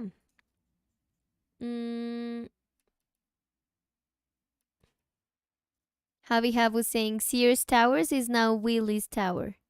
Okay, that's what it's called. Yeah, I left Chicago in 1984, so.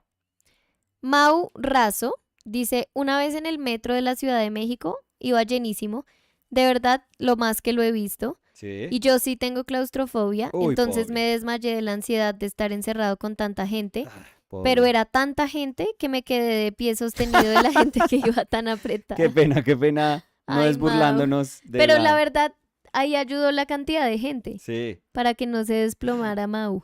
sí. Increíble que la fobia se convirtió en el apoyo que necesitaba.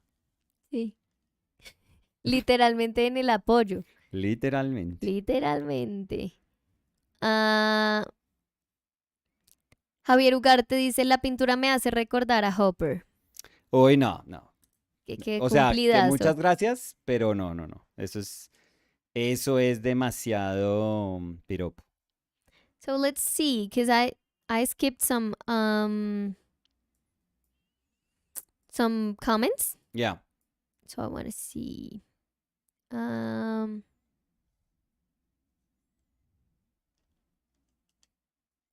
Where was I? Gil Robles was saying, part of the science of dreaming is your brain trying to solve problems. So some may seem practical, some may seem odd. Is that like a... Do we know Like a that for a fact? Statement? Yeah. Statement.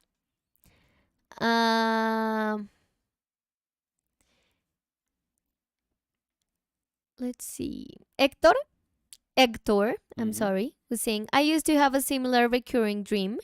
My body would float down the hallway in my grandmother's dark, empty home. Then I would turn to an empty bedroom my brother and I slept in. In the corner of the room were two spinning gears from floor to ceiling. I would get pulled in and get squished, and then I would wake up. What? It's been years since I've had this dream, but I've never forget it.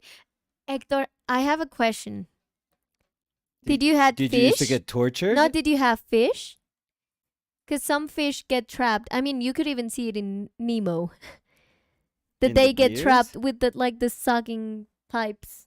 Okay. So Yeah, I don't that know why I sucks. thought about that. Are you a fish? No, Hector, maybe you were are you a terrified fish? by Nemo or by an aquarium. Yeah. But that Blow might bubbles be because they once were like floating and then to they say got yes. trapped. For me, I mean, I don't know, but for me, that sounds like a fish tank. For me, it sounds like a video game. A fish tank. Yeah. That's kind of scary. Yeah, that's pretty scary. That's like a torture device. Noran was saying hello, Danny and Nicolas. Hey, Noran. How are you?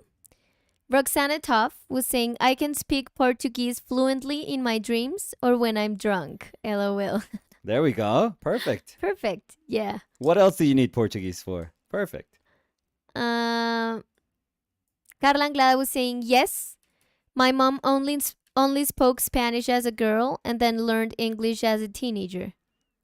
So yeah, it makes sense. Makes sense. Very interesting though.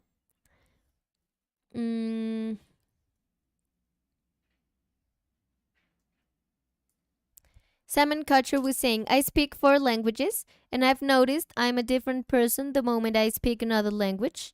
In Kurdish, I'm very serious. In English, I'm friendly. In Arabic, I'm very sarcastic. And in Turkish, I'm just angry. I love that.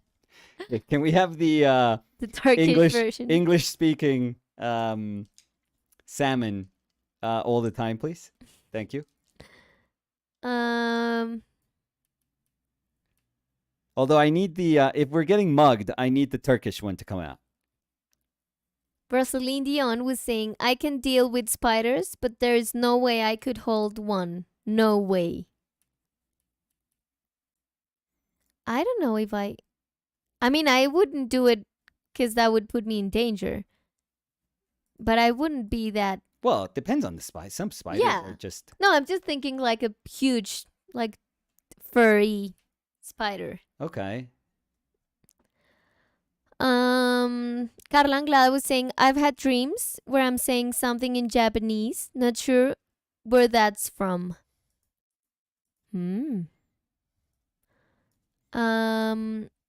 Vala was saying, hey guys, did we finish the Kim Jong-gi painting from last week? No, I think we're gonna do it tomorrow. Yes. Oh, yeah, This tomorrow, week. either tomorrow or Thursday. We're gonna keep working on it.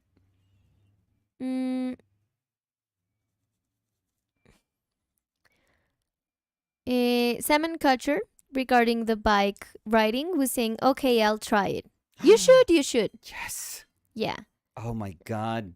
Um, Life unlocked. Carla Anglada was saying, no. Cute jumping spiders can't jump in your mouth. Salmon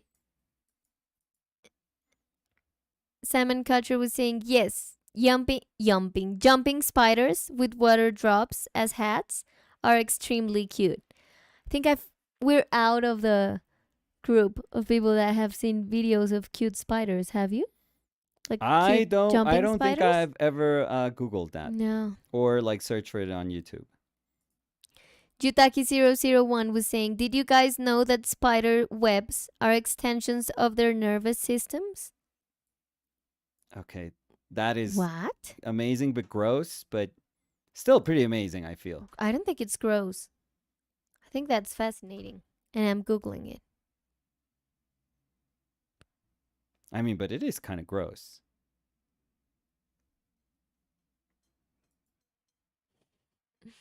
I love the titles of, like, I would be so happy putting titles to videos? No. Stories? Like hay artículos como en el periódico. Articles? Yeah. This one says, does a spider use its web like you use your smartphone? What? What does that mean?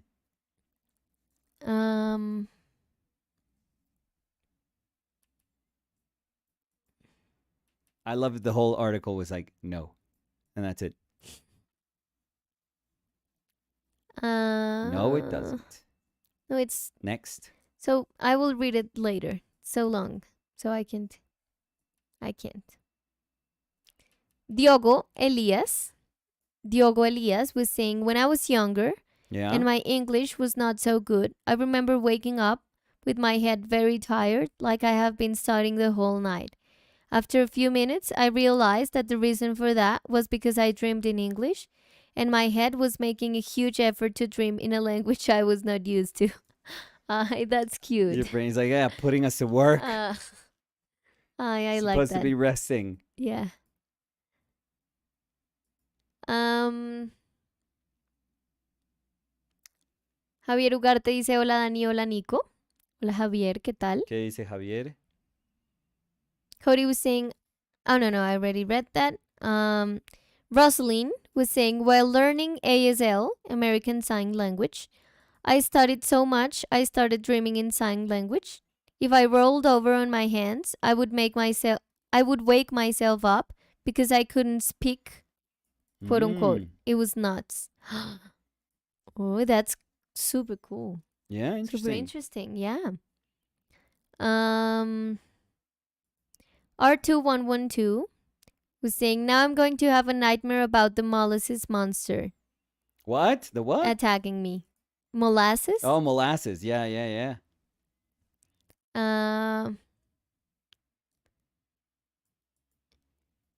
Cody Winnicky was saying, they might have still used carriages in Loveland in the 90s. Haha. I know.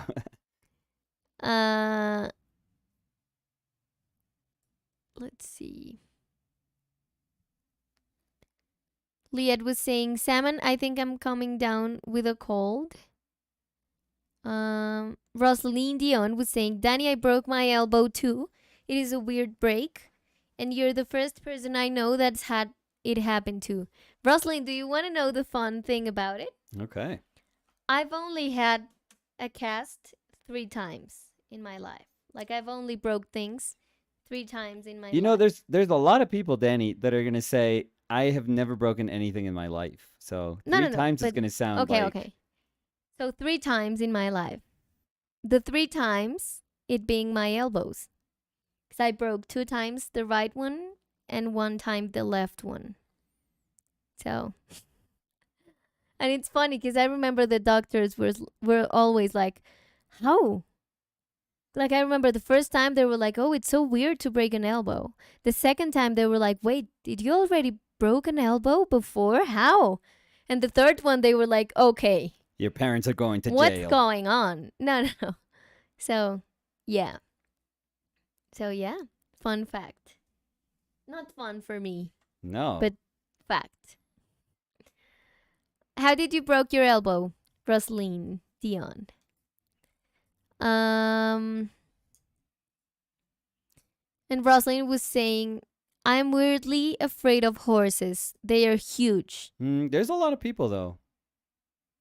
Liad was saying, Rosaline, they are very big monsters. It's understandable that you're afraid of horses.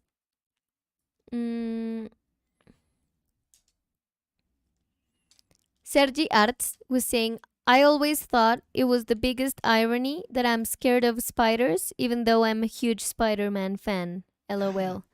Yes. I mean, do him justice. Like, come on. Get over that. Carla was saying, horses are big and strong. I don't know horses well. Gyu was saying, I'm terrified of snakes. I get uncomfortable even seeing them on TV or movies. Really? I remember I had a teacher. Yeah. In school, in middle school. Okay. And he had a snake. Oh. But this was legal.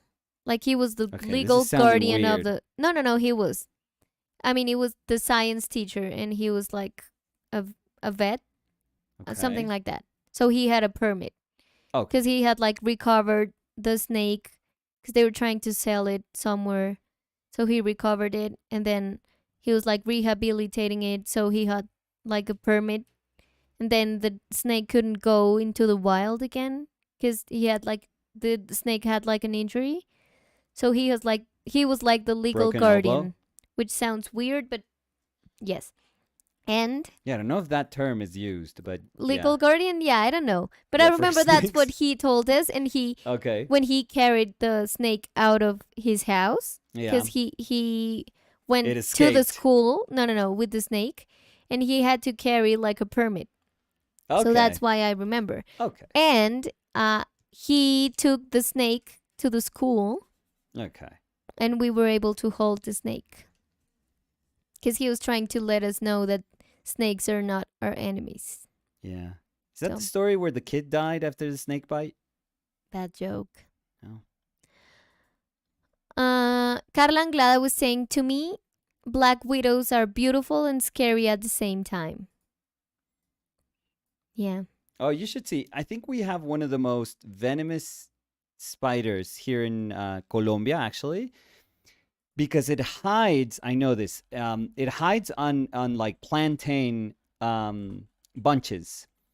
So the people that cut the plantains from the trees, the bunches of plantain from the trees, or banana, is it banana or plantain? I forget. And they put it on their back to carry it. There are like this enormous risk of getting bitten. Yeah, and it's this arañas bananeras. So yeah. and this spider like paralyzes you in like a matter of seconds and you die. I Or found the minutes. name. Oh, but it's huge. I'm sorry. No, it's not that huge. No, Look. no. I found it.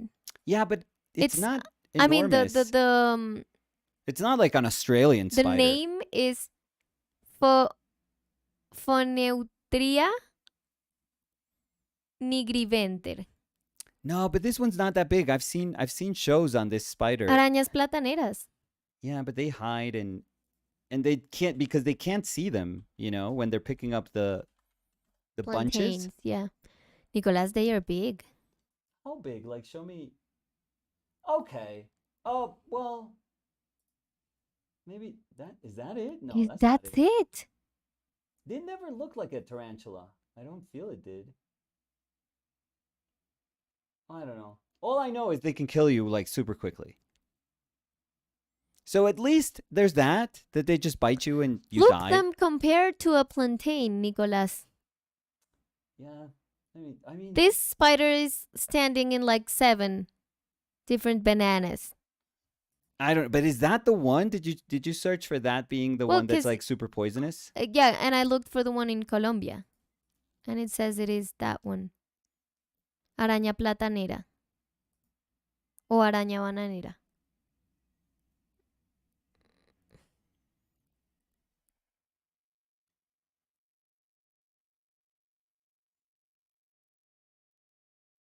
Wow. Yeah. Take that, Australia.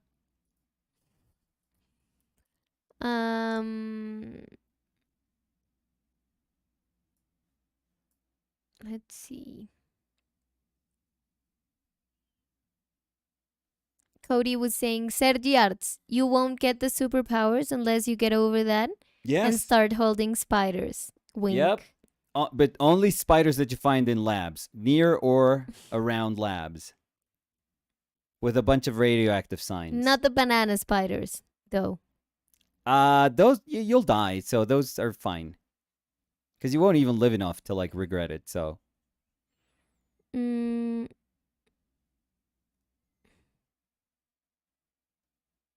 And they're not seeing what I'm showing you. Yeah.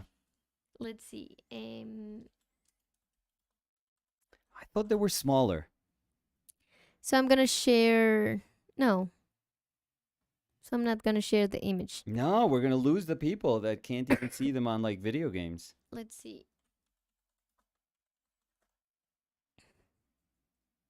It's not this one.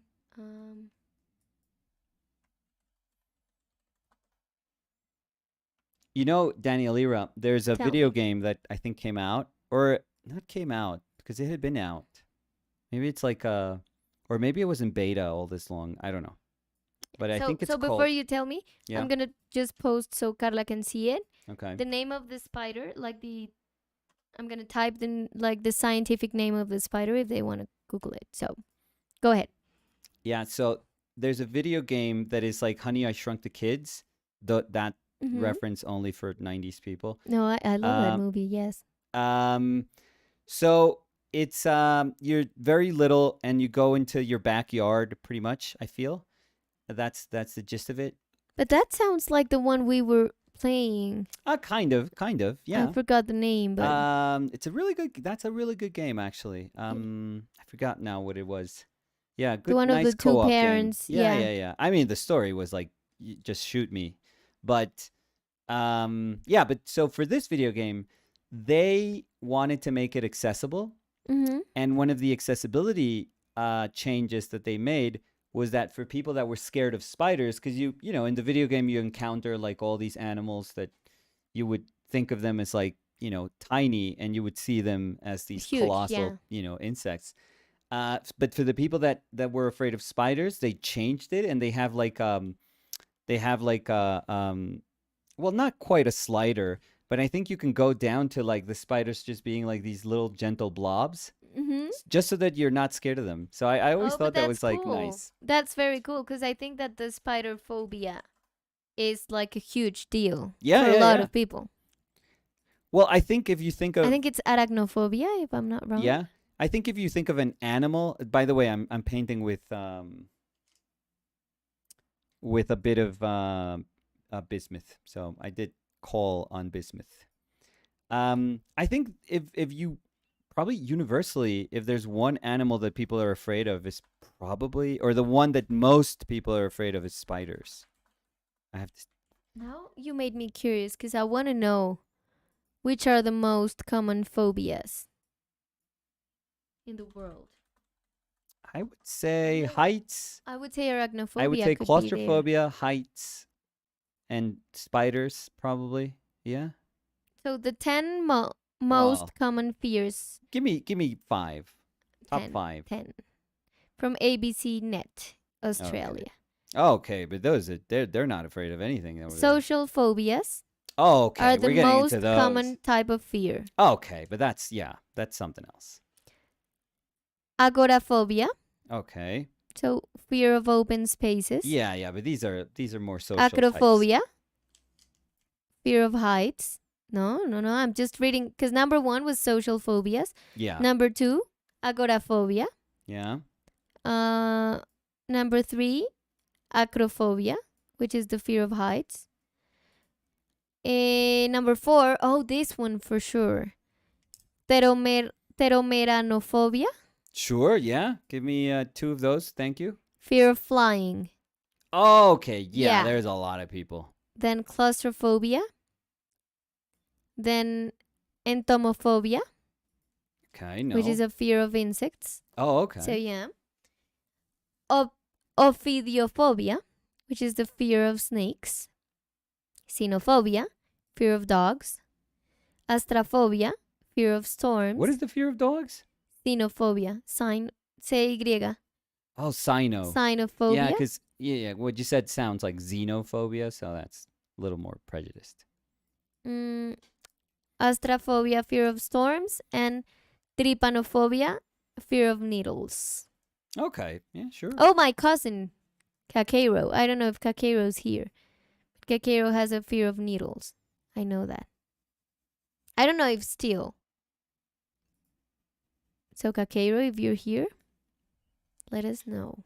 And do you know who, strangely? Who? Martin. Really? Yeah. Yeah. Yeah. Oh, so I found the 4 major specific phobia by categories. So it's a situation, medical treatment, natural environment, and animals. The one of the dogs is the one that's more popular. In animals? With Really? echinophobia Horses? and batrachophobia. What? Frogs? Yeah, well, they have like a little lizard in Okay. it. In the natural environment one says astraphobia. Yeah, the thing is that they don't say what it is. You can see like a little cloud with a storm, so maybe storms. Yeah. Hydrophobia, fear of water. Oh, wow. Like pools and stuff, Dendrophobia. or like the sea? Oh, there's plenty of people that can't go into the sea. Yeah. Yeah. Dendrophobia. fear of trees. Okay, that's not real. Dentophobia in medical treatment. Yeah, I've seen that. People that are like super terrified of going to the dentist. Okay, yeah. Trypanophobia, the one of the needles, and hemophobia. Yeah, Of blood? I've heard that too. Yeah. People that just pass out when they see blood. Okay, I remember that was the case of a girl I studied with, and we went to the lab, and we had the machine that centrifugates blood. So we were going to centrifugate some blood, Mm-hmm. and As she you do in couldn't. school, yeah. And she couldn't. It's not like we were going to take out our blood. There were like samples. Sure, no. And she Daniel, couldn't. what did you think of this? Because I'm... What? Because I'm just seeing... Yeah, sorry. No. Because I'm liking... Like the open space? I don't know if Yeah. it's that, but I like it a lot. Yeah. I do like it. And I love how it feels. Like in the upper... Like you can see a diagonal. The upper left part is very empty. And then you can feel the weight in the lower right corner. So Mhm. that diagonal, like that transversal. Yeah. Transversal. I love that. I like that a lot. Cool. I wouldn't touch it. But Yeah, I 'cause don't know if that's the I'm thing. conditioning you. For that to work, I think I have to leave it somewhat sketchy here. And I like, I've always loved sketchy qualities. So that's not going to be hard for me to...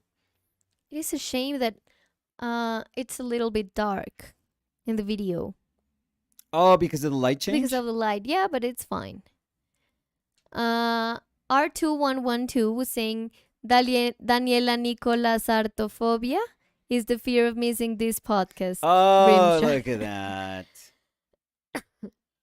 Pankernik dice, recién llego y no sé de qué hablan, pero soy agorafóbico. ¿Agora qué? Sorry. Let's see, where was I? Mi Cholis decía, hola Dani Coquito, hola mami. ¿Cómo Muy estás? tarde, Cholibérrima. Pues ya creo que ya no está. Chao, Choliver. Ay, chao tú. Pero al fin, ¿qué? ¿Está o no está? No sé. Cody Winnicky was saying, yeah, a fear of a run in with polar bear is just a fear. Having a panic attack when you see a Coke commercial because it has a polar bears would be a phobia. Exactly. Yeah, exactly. I think that's very different. Like fears and phobias.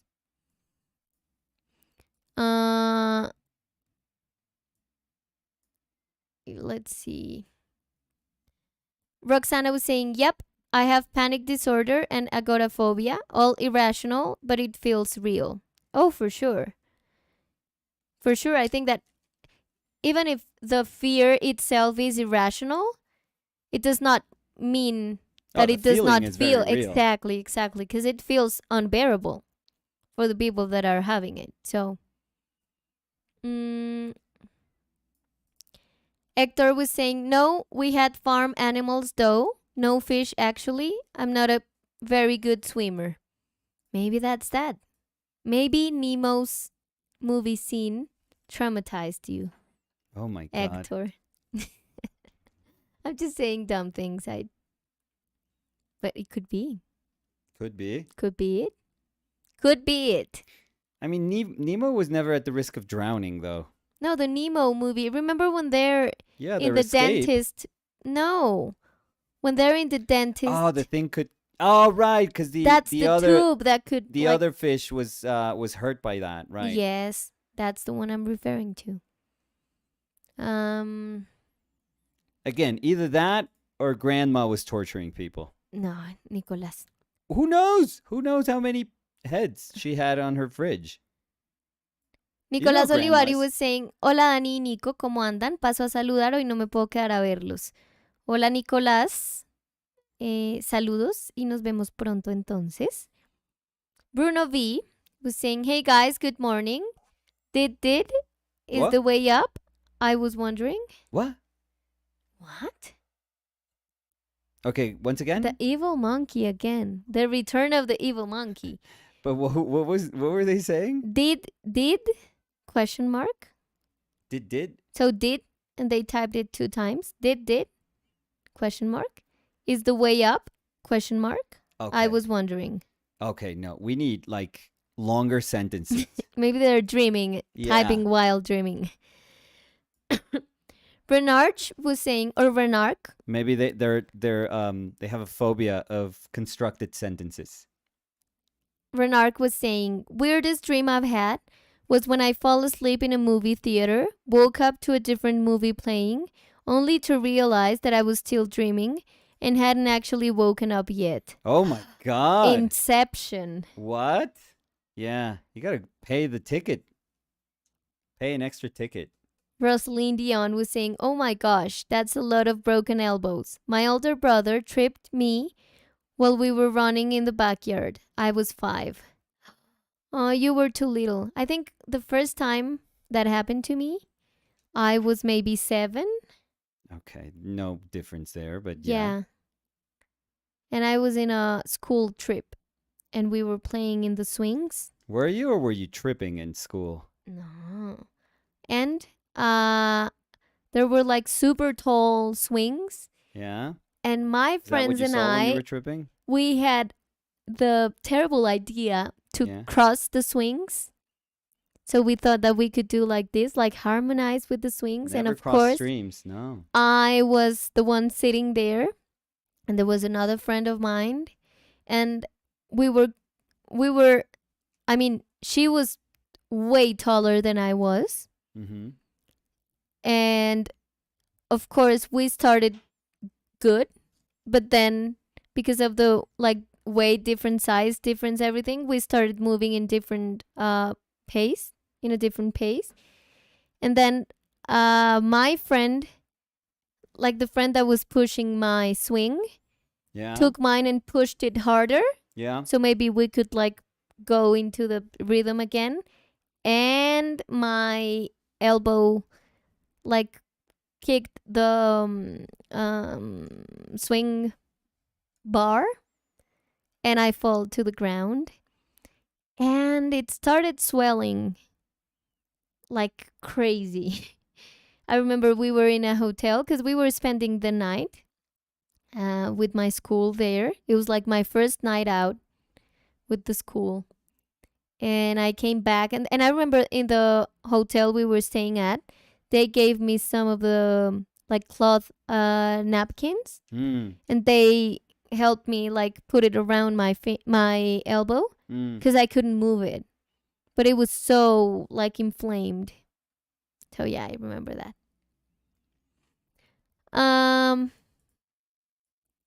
Catherine was saying, wow, Danny, did those elbows always heal without surgery? They did. They did. I had casts for quite a bit, but they did. They're perfect. Well, according to the doctor, if I break the right one again, maybe it needs a surgery. Because he was like, I can't believe it's the second time it happens to that same elbow, but it hasn't happened. Yet. No. You want to go to the swing set later on? No. Roxana Tov was saying, I had a pet hog-nosed snake when I was young named Snavely. Snavely? Fed him toads. Hog-nosed snake? Do you know? Well, they have their nose kind of lifted up. I want to see them. Oh, like they're cute. Up. Look. Okay, cute. that's actually cute. Yeah, it looks cute. But to be honest, I couldn't. I mean, you can't have a snake as a pet here. But if you could, let's take that out of the equation. I think I couldn't.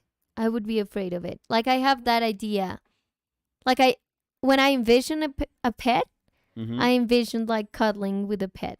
Well, I had fish, and I didn't cuddle with the fish. So, Marcelo Peralta was saying, here we don't really have problems with spiders. It's mostly snakes in rural areas and scorpions in urban areas. Snakes are common. Scorpions are a bit rare. That sounds terrifying. Well, scorpions. You have to check your shoes before you put them on.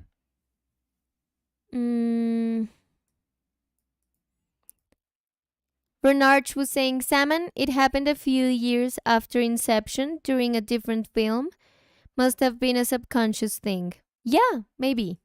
That's why I was like, the first thing I thought was Inception.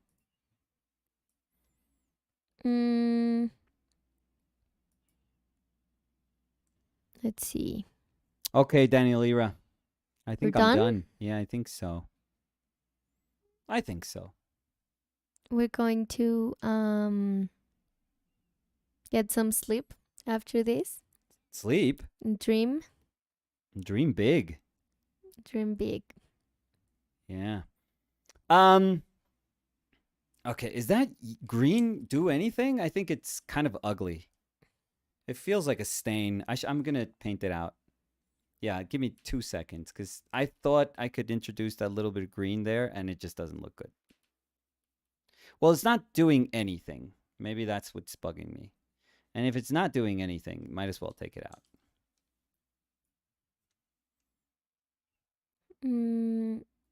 Let's see.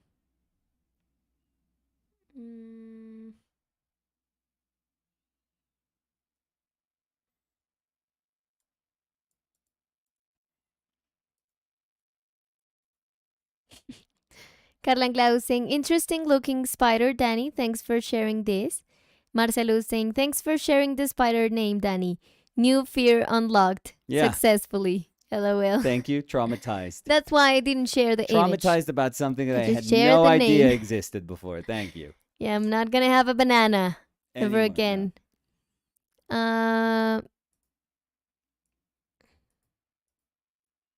Cody was saying, Nicolas, I heard xenophobia too, and I was like, that's fear of dogs?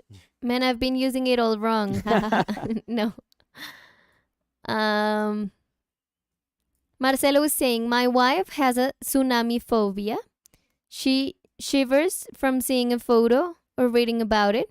The funny part is she always lived right the middle of our continent, very far away from the ocean. Yeah, I think there's people that are like, they don't live near the ocean and they fear it so much. Yeah. Or just they do live near the ocean and they do still fear it so much. Just vastness, I feel. But I mean, it's not a phobia, but I'm scared of the vastness of the ocean. Like, if I'm in, like, swimming in the middle of the ocean, like when I can't even see the coast. Okay, it scares me. Very specific. No, but that sometimes happens. Like you swim, and then you see it like very far away, or you don't see it. Yeah. And that scares me. Or like thinking that something, like sometimes I'm like swimming, super chill, and I feel that something is like underneath me. Yeah, that's how we met. And I get like super terrified. Yeah. And yeah, that happens to me. Yeah. Okay, Daniel Ira. Yes. So Rosalind Dion was saying, I love how this painting looks. Krishna Sharma was saying, damn nice painting. Oh, thank you. Or damn nice painting. It's a damn nice painting. Damn nice painting. Okay. Like that? That was it. Yeah, that was it. Okay, yeah. So, you know, whenever I want, like, or I have this little urge to speak about figure space, I always realize that what I want is like just to deal with like this bigger sense of atmosphere. Because many times when we're doing paintings here, we concentrate on like this little bit or that little bit. And that's okay, I always feel. That's fine. Like, you can paint whatever you want. That's totally fine. But it's kind of nice when you make the painting about something just a little bit broader. And I was I don't know. I was feeling like I was needing that kind of little experience. Hence the painting. And It is beautiful. and trying not to get too caught up in like thinking about anatomy of the pose, or or how does that hand look, how does that foot look. Like those things have to be like in many ways like spot on, but you're not supposed to just stay with them for too long. You're supposed to just wander around the painting and try to get a sense, like a bigger sense of like the rest of the painting. So even though there's like this coolness, blueness here that is the one that's reflected on this little stool here. I know that it's a very abstract moment, but I liked it. This is like I love it. the little hole on the stool, I guess, to like, I've always wondered about that hole. I always put my hand there just to carry it or just to move it around. But That's what it is for. that's what it's for? Okay. Because sometimes they don't have that, and it's totally fine if a No, 'cause stool it's doesn't like, have that. if you grab it from there and you grab two, it's easier to grab them from there. Right. I don't Because know. you would grab them and they But have. there's enough stools that don't have that you're like, yeah, I can move these stools. That's fine.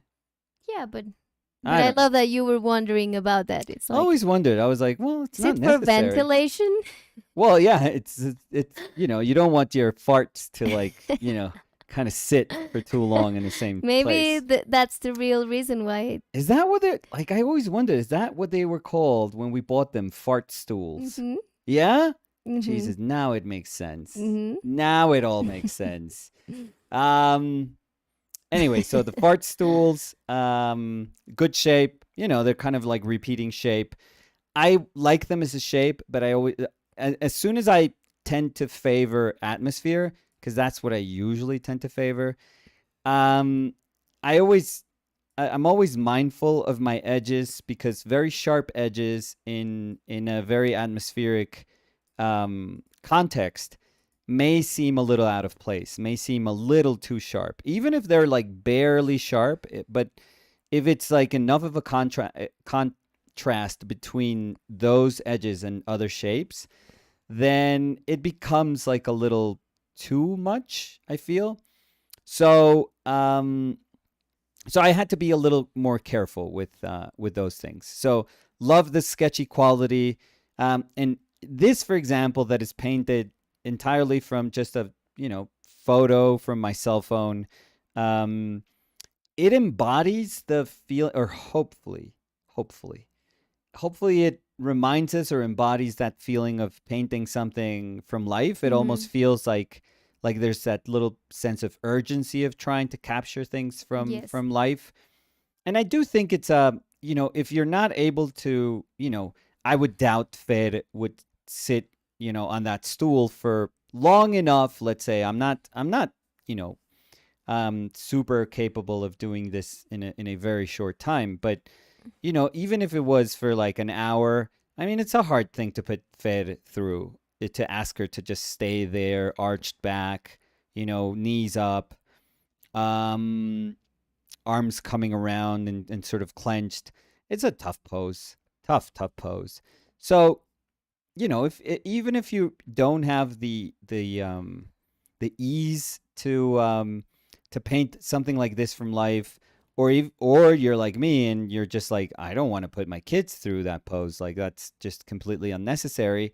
There is a way to try to access like that sort of directness and eagerness to go for things that you would, that sense of, like I said, of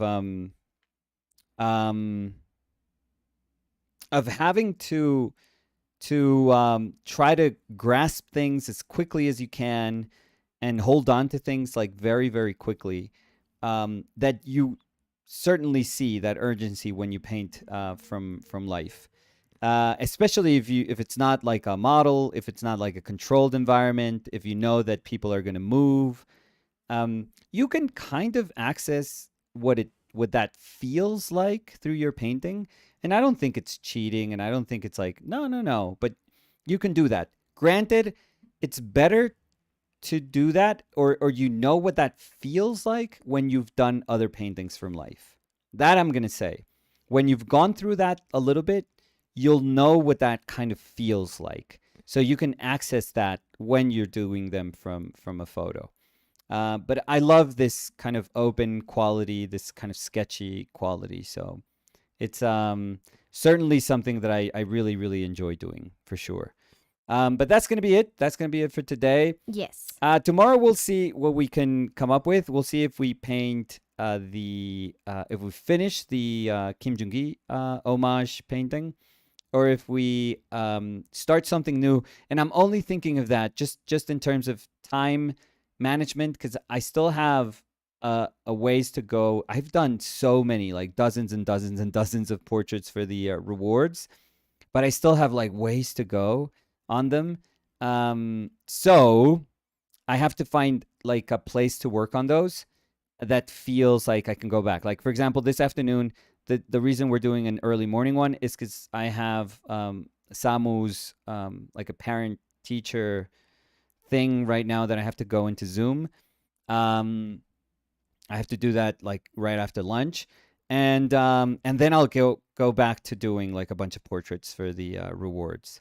So I'm still managing. I'm trying to see how I can manage my time more efficiently. Yes. So I'm sorry. I just want to say before we closed, Yes, please, Danielle. if maybe you backed our Kickstarter possibilities, the book, please be sure to answer the survey with your shipping info. Yes. So that's very, very important. Yes. I just wanted to remember you guys, because maybe you are here, but you weren't here at the beginning when we were talking about that. So yes, just a friendly reminder to please fill out the survey with the shipping info. Like I think 40-something%, almost half of you already filled it up, first day, 24 hours. So that's awesome. Thank you so much. But yeah, we need that info. We need it. Because if not, it's just going to make everything like more difficult for us in the end. Yes. So and, please. Yes. And for the people that changed addresses, for example, my dearest Rosalind, books are going to get shipped to obviously wherever you tell us to ship them. If there is like an extra shipping fee, we'll tell people. Extra shipping as in only for the people that change address. That change the address and change the country. Yeah. So just to clarify that. Yeah, because, and just to be completely transparent here, shipping a book, for example, from like UPS, if it's a large book, to Europe, I remember last one I shipped, and this was 6 years ago, they were $75. This was 6 years ago. And this one is kind of same size, maybe a tad smaller, but for sure same weight, because it's 50 more pages, even though the pages are not the same thickness, because we didn't want to have like a super, super thick book. Like unmanageable book. Yeah. Just annoying to flip through. It's still going to be expensive. So honestly, I know you guys paid enough for the shipping. I totally understand it. Like, trust us.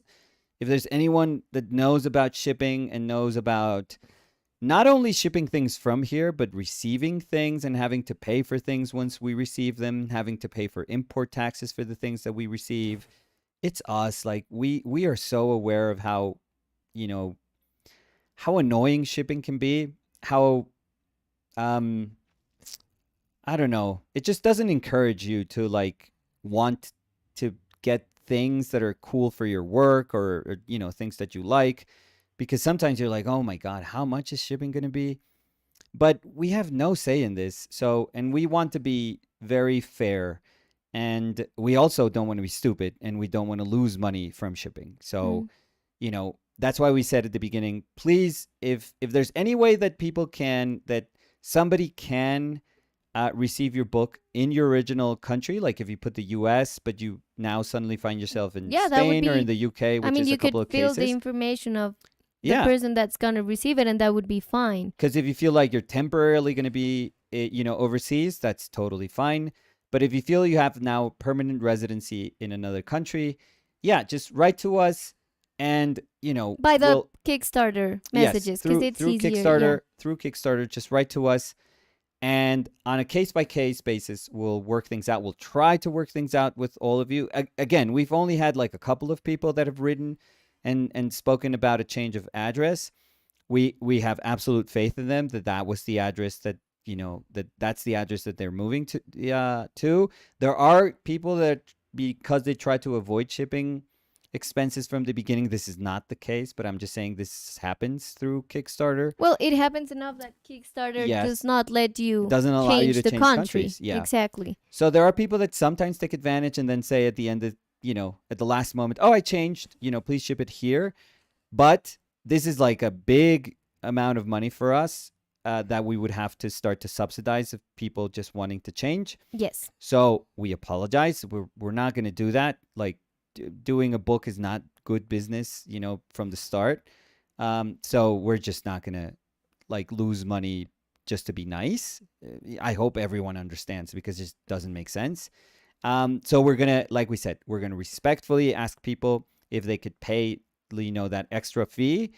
If they're not willing to do that, we are super respectfully going to say, okay. And we're grateful. We'll issue a refund. Yeah. We're very no grateful problem. for the original, support, but the only thing we have left to do, and the only thing we can do, is to refund you, and which we'll do immediately. So, so that's where it's going on right now. But yes, if you're listening, go look at that email. That's not spam. If you're a backer, yeah, that's not go spam. to your Kickstarter. And you've probably gotten this email from Kickstarter. Yes. If you usually use the email that you provided when you checked out. Mm-hmm. But you just go to Kickstarter and answer the survey. Yeah, it's just an address. So yes, an address form. So there's nothing else to it. Yes. So thank you, everyone. Thank you. Thank you so much. Thank you, Daniel Ira. Thank you so much for joining us. I'm sorry. Coughing over there. Don't even say it. I don't want to even think of it. No, I would never wish that upon you. You know that? All I wish for you is good health, long life, good health. Me too. And a long life of yours near me. So thank you, everyone, for joining us. And we'll see you tomorrow. Yes. Remember, if you want to, that would be super cool if you subscribe. Yes. We are nearing the 32K. So maybe by tomorrow. What's that? Oh, our subscribers. Yes. Okay. So cool. maybe by tomorrow, maybe we could hit that spot. I don't think so, but it's okay. But it's just fine. a number. And we're happy to have you here always. I don't know what I'm saying. We'll see you tomorrow. See you tomorrow. So much Thank for joining us. Bye, Subscribe, everyone. ring that bell.